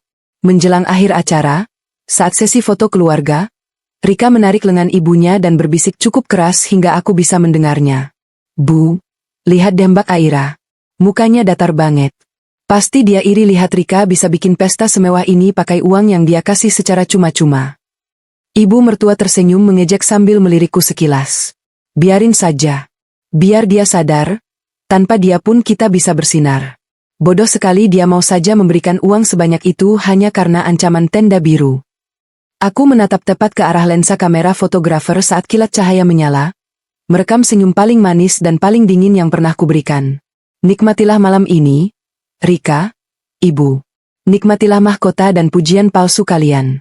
Karena saat matahari terbit besok pagi, dongeng kalian akan berubah menjadi mimpi buruk yang tidak akan pernah berakhir. Sehari setelah pesta pernikahan yang sangat melelahkan itu, rumah ibu mertua tampak seperti kapal pecah. Sisa-sisa kotak makanan, plastik pembungkus souvenir yang belum sempat dibagikan, dan karangan bunga yang mulai layu berserakan di teras dan ruang tamu. Udara di dalam rumah terasa pengap.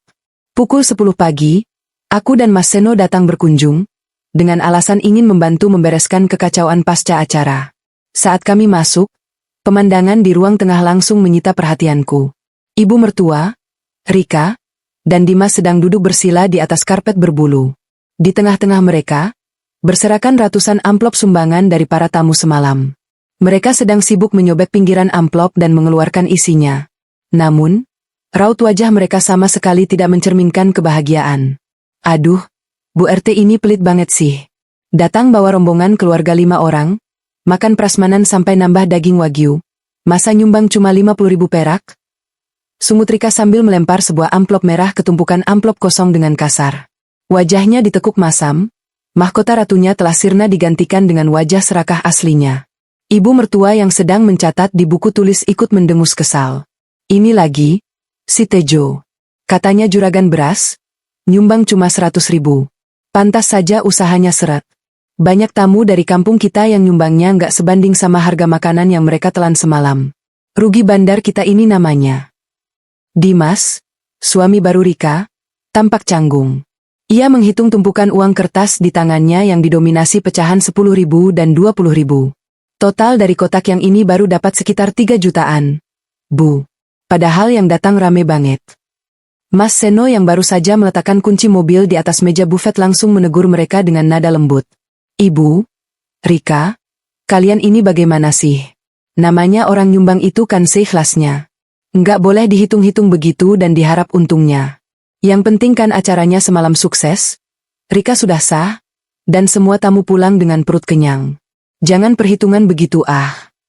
Bukan perhitungan, Seno, balas ibu mertua dengan nada tinggi, tidak terima ditegur. Ini namanya kalkulasi. Ibu pikir kalau pestanya di gedung mewah, orang-orang bakal gengsi dan nyumbang besar, minimal 500.000 per orang kek. Ternyata sama saja miskinnya kelakuan orang kampung ini. Aku berjalan perlahan dan duduk di kursi tunggal di sudut ruangan, menyilangkan kakiku dengan anggun. Loh, bukannya ibu dan Rika gelar pesta mewah ini memang niatnya untuk sedekah membahagiakan warga kampung? Kan kata ibu kemarin, uang tidak dibawa mati. Harta yang kita miliki itu harus dibagikan untuk mengangkat derajat keluarga. Aku mengembalikan kata-kata manis yang pernah ibu mertuaku lontarkan kepadaku dulu, lengkap dengan intonasi yang persis sama. Ibu mertua langsung melirikku tajam, seolah menyadari sindiranku. Kamu nggak usah ikut campur, Aira. Kamu tinggal duduk manis saja. Toh uang pestanya sudah lunas pakai uang perusahaanmu itu. Aku tersenyum tipis, sangat tipis hingga hampir tak terlihat. Tentu saja, Bu. Saya tidak akan ikut campur urusan amplop sumbangan kalian. Baru saja kalimatku selesai, terdengar suara ketukan pintu dari arah depan. Semua orang menoleh ke arah pintu yang memang dibiarkan terbuka lebar. Di ambang pintu, berdiri seorang pria parubaya yang berpakaian sangat rapi. Ia mengenakan setelan jas berwarna abu-abu gelap, dasi bergaris, dan membawa sebuah tas kerja dari kulit asli berwarna hitam. Pria itu adalah Pak Surya, pengacara korporat utusan perusahaanku.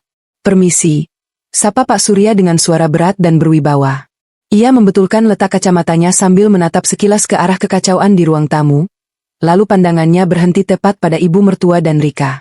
Apakah benar ini kediaman Ibu Sumiati dan saudari Rika? Ibu mertua mengerutkan kening, meletakkan buku catatannya. Iya, benar. Saya Sumiati. Bapak ini siapa ya? Kalau mau nawarin asuransi atau barang panci, maaf saya lagi sibuk nggak bisa diganggu. Pak Surya tidak mempedulikan ketus nada bicara ibu mertua. Ia melangkah masuk dengan tenang dan menghentikan langkahnya tepat di depan tumpukan amplop sumbangan. Ia melirikku sekilas, dan aku memberikan anggukan pelan yang nyaris tak kasat mata sebagai tanda persetujuan untuk memulai eksekusi. Perkenalkan, nama saya Surya. Saya adalah kuasa hukum dari PT Pesona Kosmetika, perusahaan milik Ibu Aira, ujar Pak Surya sambil mengeluarkan sebuah map coklat dari dalam tas kerjanya. Map yang sama persis dengan yang kubawa malam itu. Mendengar nama perusahaanku disebut, Mas Seno langsung berdiri, wajahnya penuh kebingungan. Pengacara perusahaan Aira? Ada masalah apa? Pak? Aira ada di sini kok. Sayang, ada urusan kantor apa sampai pengacaramu nyusul ke sini segala? Aku mengangkat bahu pelan, memasang wajah polos. Aku nggak tahu, Mas. Mungkin ada dokumen mendesak. Pak Surya membuka map coklat tersebut. Ia tidak menatapku, melainkan langsung menatap tajam ke arah ibu mertua dan Rika yang masih duduk di atas karpet. Kedatangan saya kemari bukan untuk menemui Ibu Aira, melainkan untuk menemui Ibu Sumiati dan saudari Rika selaku pihak kedua dalam surat perjanjian hutang piutang dengan klien kami. Tegas Pak Surya, suaranya menggema di ruangan yang tiba-tiba menjadi sangat sunyi itu. Rika tertawa kecil, tawa yang terdengar canggung dan dipaksakan. Bapak ini pasti salah alamat. Hutang piutang apa sih? Rika sama ibu nggak pernah pinjam uang ke rentenir atau ke bank manapun. Pak Surya tidak tersenyum sedikit pun. Ia menarik selembar kertas dari dalam map dan menyodorkannya ke hadapan ibu mertua. Ini adalah salinan surat perjanjian hutang piutang yang ditandatangani secara sadar dan sah oleh Ibu Sumiati dan Saudari Rika pada tanggal 15 bulan lalu. Tepat di atas materai Rp10.000. Ibu mertua meraih kertas itu dengan tangan yang mulai gemetar. Rika ikut mencondongkan tubuhnya untuk membaca. Mata mereka menyapu halaman terakhir yang ditunjukkan oleh Pak Surya. Kolom tanda tangan itu jelas berisi coretan tinta tangan mereka sendiri. Ini kan dokumen pencairan dana bantuan dari kantor Aira. Seru ibu mertua, menatapku dengan wajah pucat. Aira? Ini maksudnya apa? Kenapa bapak ini bilang ini surat hutang? Sebelum aku sempat menjawab, Pak Surya sudah mengambil alih pembicaraan. Ia menggunakan nada bicara profesional yang dingin dan tanpa belas kasihan, khas seorang pengacara yang sedang menagih hak kliennya. Ibu Sumiati, dalam hukum perjanjian, judul dokumen di halaman pertama tidak membatalkan isi klausul di halaman-halaman berikutnya. Jika ibu membaca pada halaman 4, pasal 2 ayat 3, tertera dengan sangat jelas bahwa dana sebesar Rp500 juta yang dicairkan oleh pihak pertama adalah murni bersifat pinjaman komersial, bukan dana hibah atau bantuan cuma-cuma. Apa? Rika menjerit histeris, langsung berdiri dari duduknya. Amplop-amplop di sekitarnya berhamburan. Bohong. Mbak Aira bilang itu uang kantor untuk disumbangkan ke acara Rika. Rika cuma disuruh tanda tangan untuk syarat administrasi saja. Bapak jangan macam-macam ya. Pak Surya menatap Rika dengan pandangan meremehkan. Membaca kontrak sebelum menandatanganinya adalah kewajiban hukum yang paling dasar, Saudari Rika. Ketidaktahuan Anda bukan alasan untuk membatalkan perjanjian yang sudah sah. Pak Surya membalik halaman dokumen itu dan membacakan sebuah paragraf dengan suara lantang. Silakan dengarkan baik-baik. Pasal 5 mengenai pelunasan dan agunan. Pihak kedua dengan ini menyatakan sepakat mengagunkan aset berupa sertifikat hak milik sebagai jaminan pelunasan hutang piutang sebesar Rp500 juta kepada pihak pertama, yang jatuh tempo seketika tepat 1 hari setelah tanggal acara pernikahan pihak kedua dilaksanakan. Suasana ruang tamu itu terasa seperti baru saja disedot ruang hampa udara. Tidak ada yang berani bernapas. Mas Seno membelalakan matanya lebar-lebar, menatapku seolah aku adalah alien yang baru saja turun dari langit. Dimas, pengantin baru yang malang itu, terlihat seperti ingin pingsan di tempat. Jatuh tempo 1 hari setelah pernikahan. Gumam ibu mertua, suaranya bergetar hebat. Wajahnya yang tadi begitu angkuh kini sepucat kertas Hafez. Keringat dingin mulai bercucuran di pelipisnya. Pak Surya mengangguk tegas. Tepat sekali, Ibu Sumiati. Acara pernikahan Saudari Rika telah selesai dilaksanakan kemarin malam. Oleh karena itu, sesuai dengan klausul yang mengikat, seluruh hutang pokok sebesar Rp500 juta beserta bunga keterlambatan sebesar 2% per hari efektif berlaku mulai hari ini. Pak Surya menutup mapnya dengan gerakan rapi dan menatap kedua wanita yang kini terlihat seperti tikus yang terperangkap di sudut ruangan. Saya datang hari ini, atas nama klien saya PT Pesona Kosmetika, untuk menagih pelunasan dana Rp500 juta tersebut secara tunai. Jika dalam waktu 1 kali 24 jam dana tersebut tidak ditransfer kembali ke rekening perusahaan, maka sesuai perjanjian yang tertulis di atas materai, sertifikat hak milik rumah ini akan otomatis dieksekusi dan disita sebagai aset pelunasan hutang perusahaan. Bom waktu yang kutanam sejak 1 bulan yang lalu, kini akhirnya meledak dengan daya hancur yang luar biasa sempurna. Tidak ada tenda biru, tidak ada negosiasi, tidak ada jalan keluar. Pesta mewah Rp500 juta itu kini menjelma menjadi tali algojo yang mengikat leher kesombongan mereka dengan sangat kuat. Keheningan yang mencekik di ruang tamu itu akhirnya pecah oleh jeritan histeris yang memekakkan telinga. Ibu mertuaku, yang beberapa detik lalu wajahnya pucat pasi seperti mayat, kini berubah merah padam.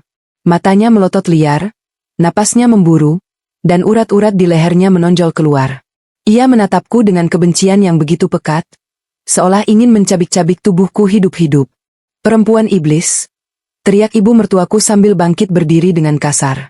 Ia menerjang maju, mengangkat tangannya bersiap untuk menamparku. Namun, sebelum tangannya menyentuh wajahku, Mas Seno dengan sigap melangkah maju dan menangkap pergelangan tangan ibunya. Suamiku berdiri tepat di depanku, menjadi tameng yang melindungiku dari amukan wanita parubaya itu. Ibu, hentikan, bentak Mas Seno, suaranya menggelegar memenuhi ruangan. Aku belum pernah melihat Mas Seno semarah ini sebelumnya. Dada suamiku naik turun, matanya menatap ibunya dengan campuran rasa bingung, marah, dan tidak percaya. Rika tidak tinggal diam. Ia ikut berdiri, menendang tumpukan amplop kosong di depannya hingga berhamburan ke segala arah. Air matanya mengalir deras, merusak sisa-sisa riasan di wajahnya. Ia menunjuk-nunjuk wajahku dari balik bahu Mas Seno. Mas Seno, kamu masih mau membela perempuan licik ini? Dia menjebak kita, Mas. Dia sengaja menyodorkan surat hutang piutang berkedok dokumen bantuan. Dia sengaja mau merampas rumah ini, Mas. Istrimu ini penipu. Jerit Rika, suaranya serak karena menangis dan berteriak secara bersamaan. Keributan yang luar biasa ini rupanya memancing perhatian dari luar. Beberapa kerabat yang masih menginap di rumah sebelah, serta beberapa tetangga yang sedang lewat, mulai berdatangan dan berkerumun di ambang pintu yang terbuka. Wajah mereka penuh dengan rasa ingin tahu, menyaksikan tontonan drama keluarga yang jauh lebih menarik daripada sinetron manapun. Mas Seno menoleh ke arahku. Matanya memancarkan rasa sakit dan kebingungan yang sangat dalam. Tangannya gemetar saat ia menyentuh bahuku. Aira, tolong jelaskan padaku. Apa maksud semua ini? Kenapa kamu menyuruh mereka menandatangani surat hutang piutang dengan jaminan sertifikat rumah? Bukankah kamu bilang itu uang dari perusahaan untuk hadiah Rika? Aku menatap Mas Seno dengan tenang. Tidak ada air mata, tidak ada rasa panik, dan sama sekali tidak ada rasa bersalah. Aku mengambil napas panjang, lalu perlahan menyingkirkan tangan Mas Seno dari bahuku. Aku melangkah maju, berdiri sejajar dengan suamiku, berhadapan langsung dengan dua lintah darat yang kini sedang berpura-pura menjadi korban. Aku tidak pernah bilang itu uang hadiah, Mas, kataku dengan suara yang sangat jernih dan tenang, memastikan semua orang di ruangan itu, termasuk para tetangga yang mengintip di pintu, bisa mendengar setiap kata yang kuucapkan. Aku bilang aku bersedia membiayai pesta 500 juta itu dari uang perusahaanku. Dan untuk mengeluarkan uang sebesar itu, tentu ada syaratnya. Aku menyodorkan dokumennya secara terbuka. Mereka berdua punya mata yang sehat dan waktu yang cukup untuk membacanya sebelum menandatangani. Tapi kamu menipu kami. Kamu bilang itu cuma syarat administrasi. Kamu bilang itu dokumen bantuan kesejahteraan. Teriak ibu mertua, air matanya mulai keluar, mencoba mengambil simpati dari kerumunan di ambang pintu. Tega sekali kamu, Aira. Kami ini keluargamu. Rika itu adikmu. Kenapa kamu merencanakan hal sejahat ini kepada keluarga suamimu sendiri? Kamu mau membuat kami gembel? Hah? Mas Seno kembali menatapku, kali ini dengan nada memohon. Ra, ini keterlaluan. Bagaimanapun juga, ini ibu dan adikku. Kalaupun kamu tidak ikhlas memberi uang itu, kamu tidak seharusnya menjebak mereka seperti ini sampai menyita rumah peninggalan almarhum bapak. Tarik kembali surat itu, Ra. Mas mohon. Aku tersenyum sinis. Hatiku terasa dingin. Ternyata, bahkan setelah semua bukti kelicikan keluarganya terpampang di depan mata, Mas Seno masih berusaha membela mereka. Ia masih menganggapku sebagai pihak yang salah karena bertindak keterlaluan. Menjebak. Aku mengulangi kata itu dengan nada meremehkan. Pandanganku menyapu ibu mertua dan Rika secara bergantian. Orang yang buta huruf pun akan bertanya dulu sebelum menyerahkan sertifikat rumahnya. Tapi kalian begitu terbutakan oleh keserakahan. Kalian begitu haus akan pujian, gengsi, dan kemewahan sampai-sampai kalian rela menggadaikan tempat tinggal kalian sendiri tanpa peduli risikonya. Kalian bukan korban di sini. Kalian adalah tawanan dari kesombongan kalian sendiri. Tutup mulutmu, perempuan kurang ajar, bentak ibu mertua. Ia berbalik menatap para tetangga di pintu, mulai memainkan peran sebagai pihak yang teraniaya. Lihatlah ibu-ibu, bapak-bapak. Lihat kelakuan menantu saya ini. Mentang-mentang dia kaya raya, dia menginjak-injak kami yang miskin ini. Dia sengaja membuat rencana busuk ini karena dia pelit dan tidak mau melihat keluarga suaminya bahagia. Hatinya busuk. Kerumunan di pintu mulai berbisik-bisik. Beberapa dari mereka menatapku dengan pandangan menghakimi. Jelas sekali, racun yang disebarkan ibu mertuaku selama ini telah meresap kuat di pikiran mereka. Aku tertawa kecil, tawa yang terdengar sangat hambar dan dingin di tengah ketegangan itu. Aku merogoh saku celanaku dan mengeluarkan ponselku. Aku tahu momen ini akan tiba. Momen di mana mereka akan memutarbalikkan fakta dan menuduhku sebagai penjahatnya. Hati yang busuk, ya. Gumamku sambil mengutak-atik layar ponselku. Aku mengaktifkan volume ponsel hingga ke tingkat maksimal. Baiklah. Kalau kalian memang mau membicarakan soal hati yang busuk, Mari kita dengarkan bersama siapa yang sebenarnya berhati busuk di keluarga ini. Aku menekan tombol putar pada aplikasi perekam suaraku.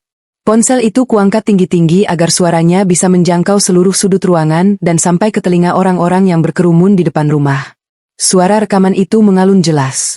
Suara yang direkam di depan gerobak sayur beberapa minggu yang lalu. Tahu nggak ibu-ibu? Menantuku yang satu itu pelitnya minta ampun. Semalam saya sama Rika datang baik-baik minta tolong buat tambahan biaya nikah adiknya. Dia malah marah-marah. Ngusir kita dari rumahnya. Sombongnya nazubillah mentang-mentang ngerasa punya uang. Wajah ibu mertua seketika membeku. Matanya terbelalak ngeri mengenali suaranya sendiri. Kerumunan di pintu mendadak sunyi senyap, mendengarkan dengan saksama. Rekaman itu berlanjut. Kini terdengar suara Rika yang melengking tajam. Halah, itu MAH cuma pencitraan di depan orang luar. Aslinya MAH perhitungan banget. Pelit. Beliin perhiasan juga pasti pakai uang Mas Seno. Mas Seno itu yang kerja keras banting tulang. Si Aira MAH cuma ongkang-ongkang kaki di rumah nyuruh-nyuruh karyawannya. Hartanya itu hasil keringat kakakku, bukan dia. Aku melirik ke arah Mas Seno. Wajah suamiku itu kini pucat pasi, persis seperti orang yang aliran darahnya baru saja terkuras habis. Ia menatap ibunya dan adiknya dengan pandangan ngeri dan tidak percaya. Bibirnya bergetar, namun tidak ada suara yang keluar. Namun, rekaman belum selesai. Aku membiarkan kalimat paling mematikan dari ibu mertuaku bergema di ruangan itu. Aira itu perempuan serakah. Dia itu istri durhaka yang suka nginjak-nginjak kepala suami. Seno itu saking baiknya sampai dibodoh-bodohin sama istrinya. Gajinya Seno dikuasai penuh sama si Aira. Kalau ada maunya aja dia datang ke rumah bersikap manis. Tapi di belakang, uang 1.000 perak pun dihitung sama dia. Keluarga benalu, katanya. Padahal dia yang numpang hidup dari anak saya.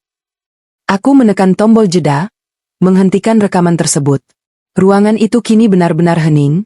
Sebuah keheningan yang jauh lebih memekakkan telinga daripada teriakan apapun. Tetangga-tetangga yang tadi sempat berbisik-bisik menyalahkanku, kini menutup mulut mereka rapat-rapat. Mereka saling berpandangan dengan wajah canggung. Kebenaran baru saja menampar wajah mereka dengan sangat keras. Aku memasukkan ponselku kembali ke dalam saku, dan menatap lurus ke mata ibu mertuaku. Wanita itu gemetar hebat. Bibirnya komat kamit mencari alasan, namun lidahnya seakan keluh. Topeng malaikat yang selama ini ia pakai di depan anak laki-lakinya hancur lebur tanpa sisa.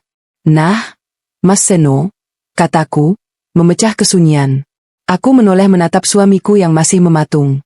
Sekarang kamu tahu kenapa aku melakukan semua ini? Kamu selalu memintaku untuk bersabar. Kamu selalu memintaku untuk mengerti mereka. Kamu selalu bilang bahwa mereka hanya minta tolong karena mereka keluarga. Aku melangkah mendekati Mas Seno. Suaraku mulai sedikit bergetar menahan luapan emosi yang selama ini ku pendam sendirian. Selama 5 tahun aku menikah denganmu, Mas. Aku membayari hutang cicilan motormu, membelikan perhiasan untuk ibumu, melunasi tunggakan Rika, bahkan sebagian besar kebutuhan rumah tangga kita aku yang menanggung. Aku tidak pernah mengeluh karena aku mencintaimu. Tapi di belakang punggungku, ini yang mereka katakan.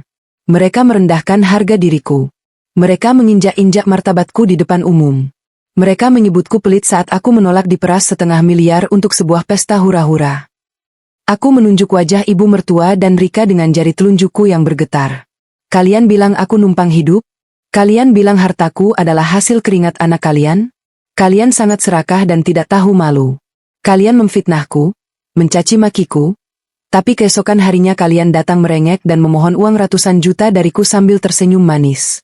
Apakah itu yang kalian sebut sebagai keluarga? Mas Seno menundukkan kepalanya dalam-dalam. Ia tidak sanggup menatap wajahku. Bahunya bergetar, dan aku bisa melihat setetes air mata jatuh ke lantai. Rasa bersalah, penyesalan, dan rasa malu akhirnya menghancurkan pertahanannya.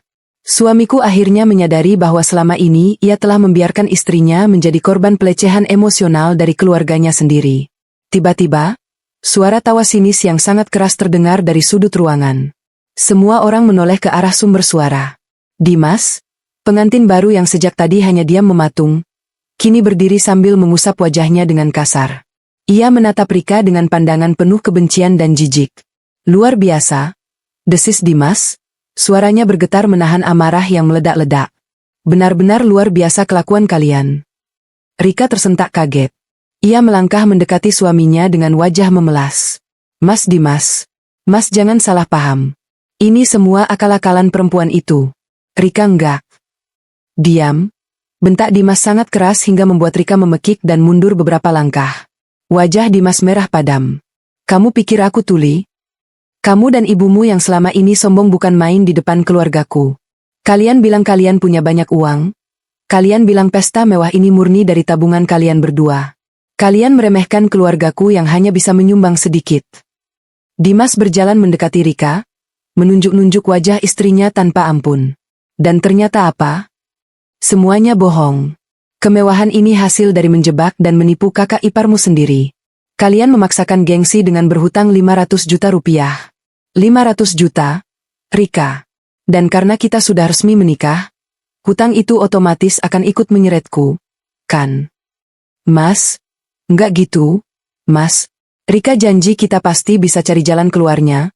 Rika menangis histeris, berusaha meraih tangan suaminya, namun Dimas menepisnya dengan kasar.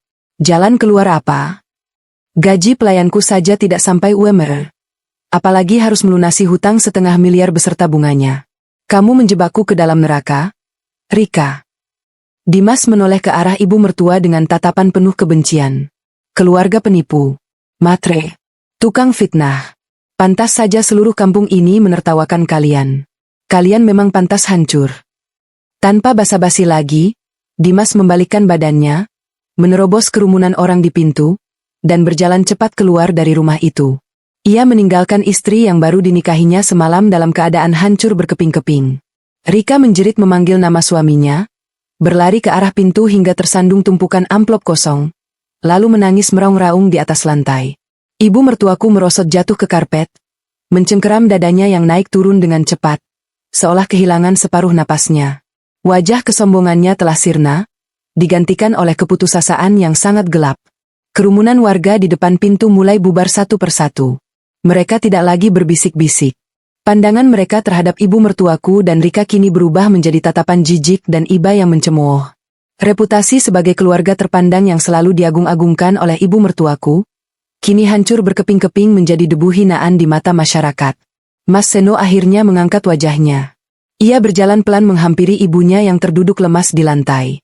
Ibu mertua menatap anaknya dengan mata memelas, berharap mendapat perlindungan. Seno tolong ibu. Nak. Ibu minta maaf. Ibu Wilaf. Rintih wanita itu, mengulurkan tangannya yang gemetar. Namun, Mas Seno tidak membalas uluran tangan itu. Ia menatap ibunya dengan sorot mata yang penuh dengan kekecewaan luar biasa. Ibu sadar apa yang sudah ibu lakukan? Suara Mas Seno serak dan parau. Ibu menghancurkan rumah tanggaku. Ibu menghina istri yang sudah menghidupi ibu selama ini. Seno selalu percaya pada ibu. Seno selalu membela ibu di depan Aira. Tapi ternyata, ibu memang sengaja memanfaatkan kebaikan istriku. Mas Seno mundur satu langkah, menjauh dari ibunya. Seno tidak bisa membantu ibu kali ini. Hutang 500 juta itu adalah tanggung jawab ibu dan Rika. Kalian berani berhutang demi gengsi, maka kalian harus berani menanggung akibatnya. Seno tidak punya uang sebanyak itu, dan Seno melarang keras Aira mengeluarkan uang sepeser pun lagi untuk kalian. Kata-kata Mas Seno adalah palu godam terakhir yang menghancurkan sisa-sisa harapan mereka. Ibu mertua berteriak histeris, memukul-mukul dadanya sendiri. Pak Surya, yang sedari tadi berdiri diam mengamati pertunjukan kehancuran itu dengan profesionalitas tingkat tinggi, kembali berdeham memecah tangisan mereka. Ia membetulkan letak kacamatanya dan menatap ibu mertua.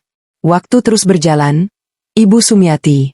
Kami tunggu pelunasan tunai 500 juta rupiah di rekening perusahaan paling lambat pukul 10 pagi esok hari. Jika dana tidak masuk, tim kami akan datang bersama pihak berwajib untuk melakukan eksekusi penyitaan aset secara paksa. Selamat siang. Pak Surya membungkuk hormat ke arahku, lalu berjalan tenang meninggalkan rumah yang kini dipenuhi oleh aura keputusasaan dan penyesalan itu. Aku menatap Mas Seno yang masih berdiri mematung. Ayo pulang, Mas. Rumah ini bukan tempat kita lagi.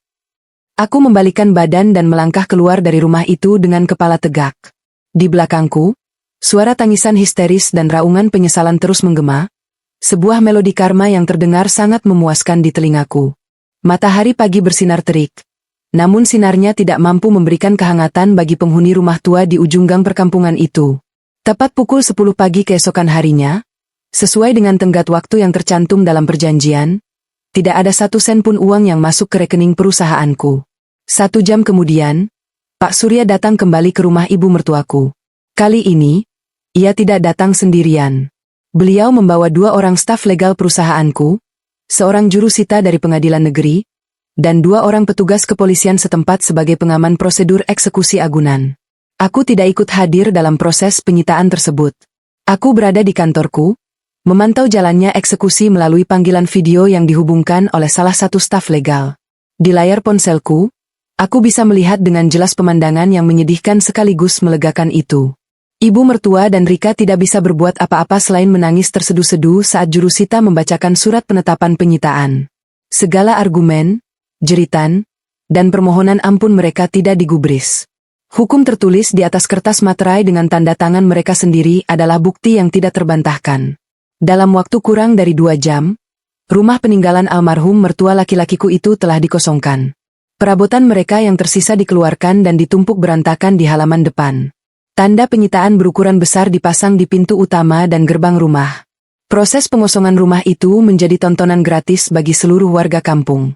Ibu-ibu yang dulu sering menjadi pendengar setia kesombongan ibu mertuaku, kini berdiri melingkar di luar pagar, menatap proses itu dengan raut wajah mencibir. Tidak ada satupun dari mereka yang menawarkan bantuan. Reputasi ibu mertuaku sudah terlalu busuk. Berita tentang rekaman suara dan kelicikan mereka menipu 500 juta telah menyebar ke seluruh pelosok kampung hanya dalam waktu 1 malam. Mereka yang dulu dihormati karena dianggap kaya, kini diasingkan bagai penderita kusta yang membawa aib. Aduh, kasihan ya Bu Sumiati. Kemarin baru saja hajatan di gedung bintang 5, sekarang rumahnya disita. Kudengar sayup-sayup suara Bu RT dari layar ponselku, nadanya jelas-jelas menyindir. Makanya, hidup itu jangan suka pamer dan sombong. Sama menantu sendiri yang sudah baik malah difitnah dan diperas. Kena karma kontan kan sekarang? Sahut Bu Tejo dengan puas. Di layar, aku melihat ibu mertua dan Rika menyeret koper dan buntelan baju mereka dengan langkah gontai. Wajah mereka tertunduk dalam, menyembunyikan tangis dari tatapan menghakimi para tetangga. Mereka berjalan keluar dari kampung itu dengan membawa rasa malu yang tidak akan pernah hilang seumur hidup. Panggilan video itu pun dimatikan oleh stafku. Semuanya telah selesai. 1 bulan berlalu sejak hari penyitaan itu. Kehidupan pernikahanku dengan Mas Seno perlahan mulai membaik. Butuh waktu baginya untuk mencerna seluruh kebenaran pahit tentang keluarganya. Pada malam setelah kejadian peledakan rekaman suara itu, Mas Seno menangis di pangkuanku. Ia meminta maaf berkali-kali karena telah menjadi suami yang buta dan tidak bisa melindungi perasaanku.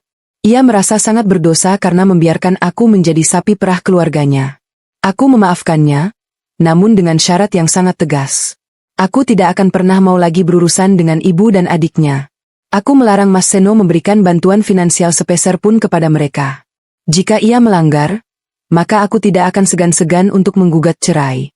Mas Seno menyetujui syarat itu tanpa bantahan sedikitpun. Ia tampaknya benar-benar jera melihat tabiat asli darah dagingnya sendiri. Dari kabar burung yang kudengar melalui beberapa kenalan Mas Seno di kampung, nasib ibu mertua dan Rika kini sangat mengenaskan.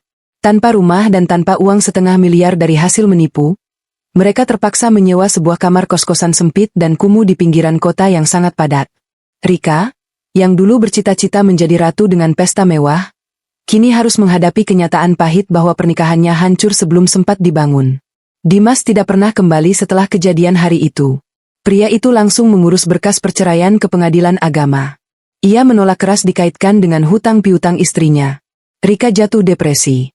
Ia tidak mau keluar kamar, sering berteriak-teriak sendiri, dan menyalahkan ibunya atas semua kehancuran ini. Sementara itu, ibu mertuaku yang dulu selalu tampil bersih dan memakai perhiasan emas pemberianku, kini harus bekerja serabutan menjadi buruh cuci pakaian di sekitar kos-kosannya, untuk sekadar menyambung hidup dan membeli nasi bungkus. Kesehatannya menurun drastis karena stres, beban pikiran, dan pertengkaran tiada henti dengan Rika setiap hari. Tidak ada lagi arisan, tidak ada lagi senyum angkuh, dan tidak ada lagi yang mau mendengarkan bualannya. Hari ini adalah hari Minggu. Aku sedang menyiram tanaman anggrek koleksiku di halaman depan rumah, menikmati semilir angin sore yang sejuk. Mas Seno sedang duduk di teras, membaca buku sambil sesekali menyeruput kopi hitam buatanku. Kedamaian yang selama 5 tahun ini terasa mustahil kudapatkan, kini akhirnya memenuhi setiap sudut rumah mewah kami. Tanpa adanya benalu yang menggerogoti, hidup kami jauh lebih tenang dan bahagia. Tiba-tiba, suara bel gerbang utama berbunyi nyaring. Aku mengernyitkan dahi. Kami tidak sedang menunggu tamu siapapun hari ini. Aku berjalan mendekati gerbang besi tinggi yang tertutup rapat. Melalui celah jeruji besi, aku melihat 2 sosok perempuan berdiri di luar gerbang. Penampilan mereka sangat menyedihkan. Itu adalah ibu mertua dan Rika. Aku menahan napas sejenak, terkejut melihat perubahan fisik mereka yang sangat drastis. Ibu mertua terlihat jauh lebih tua dari usianya. Wajahnya keriput, kulitnya kusam terbakar matahari, dan tubuhnya kurus kering. Baju berdaster yang dikenakannya tampak lusuh dan pudar warnanya. Rika pun tak jauh berbeda. Kantung matanya menghitam, rambutnya berantakan tak terurus, dan tubuhnya tampak tidak bertenaga. Saat melihatku berdiri di balik gerbang, ibu mertua langsung menjatuhkan dirinya ke tanah beraspal. Ia bersimpuh di depan pagar besiku, menangkupkan kedua tangannya di depan dada sambil menangis tersedu-sedu. Aira, tolong ibu, nak. Suara ibu mertua terdengar serak dan bergetar hebat. Ibu minta maaf. Ibu benar-benar minta maaf. Ibu hilaf. Nak. Ibu mengaku salah karena sudah serakah dan memfitnahmu.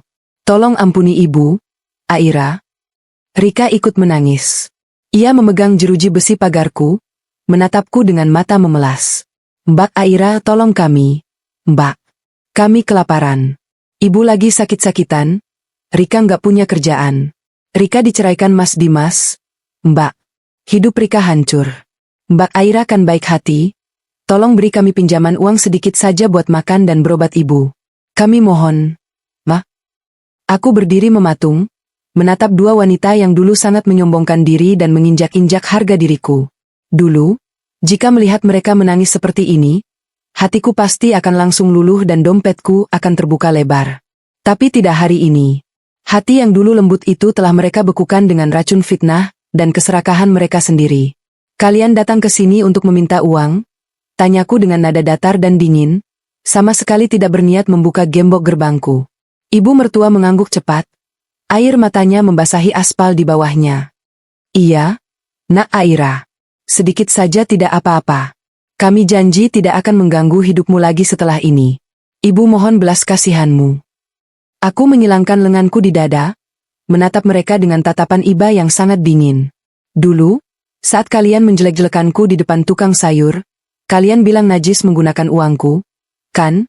Ucapku tajam, mengingatkan mereka pada dosa masa lalu yang membuat mereka berada di titik ini. Kalian menyebut uangku sebagai uang haram. Kalian mengutukku dan bilang tanpa bantuanku pun, kalian bisa hidup mewah. Lalu, kenapa sekarang kalian berlutut mengemis uang haram ini di depan gerbang rumahku? Kata-kataku bagaikan cambuk yang mencambuk wajah mereka.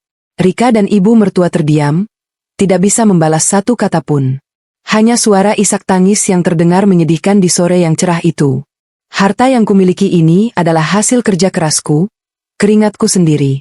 Dan aku bersumpah, aku tidak akan pernah rela mengeluarkan 1 rupiah pun dari hartaku untuk memberi makan parasit yang pernah mencoba menghancurkan hidupku. Tegasku, mengakhiri semua permohonan mereka. Aira, kamu tega melihat ibumu mati kelaparan di jalanan? Rintih ibu mertua, mencoba menggunakan jurus rasa bersalah terakhirnya. Aku menatap matanya tajam. Kalian bukan keluargaku lagi.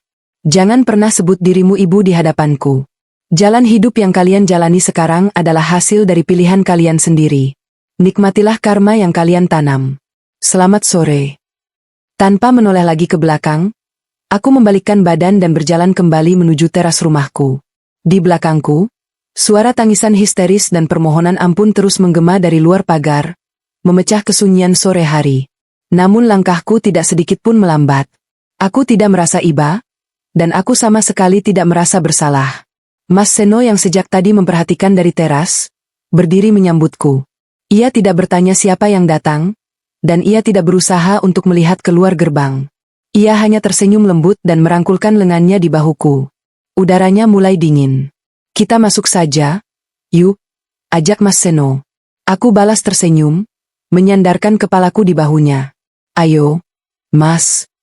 Kami berdua berjalan masuk ke dalam rumah yang hangat dan mengunci pintu rapat-rapat, meninggalkan masa lalu yang kelam, keserakahan, dan keluarga benalu itu hancur di luar sana, tenggelam dalam lautan penyesalan yang tak berujung. Permainan telah usai, dan aku adalah pemenangnya.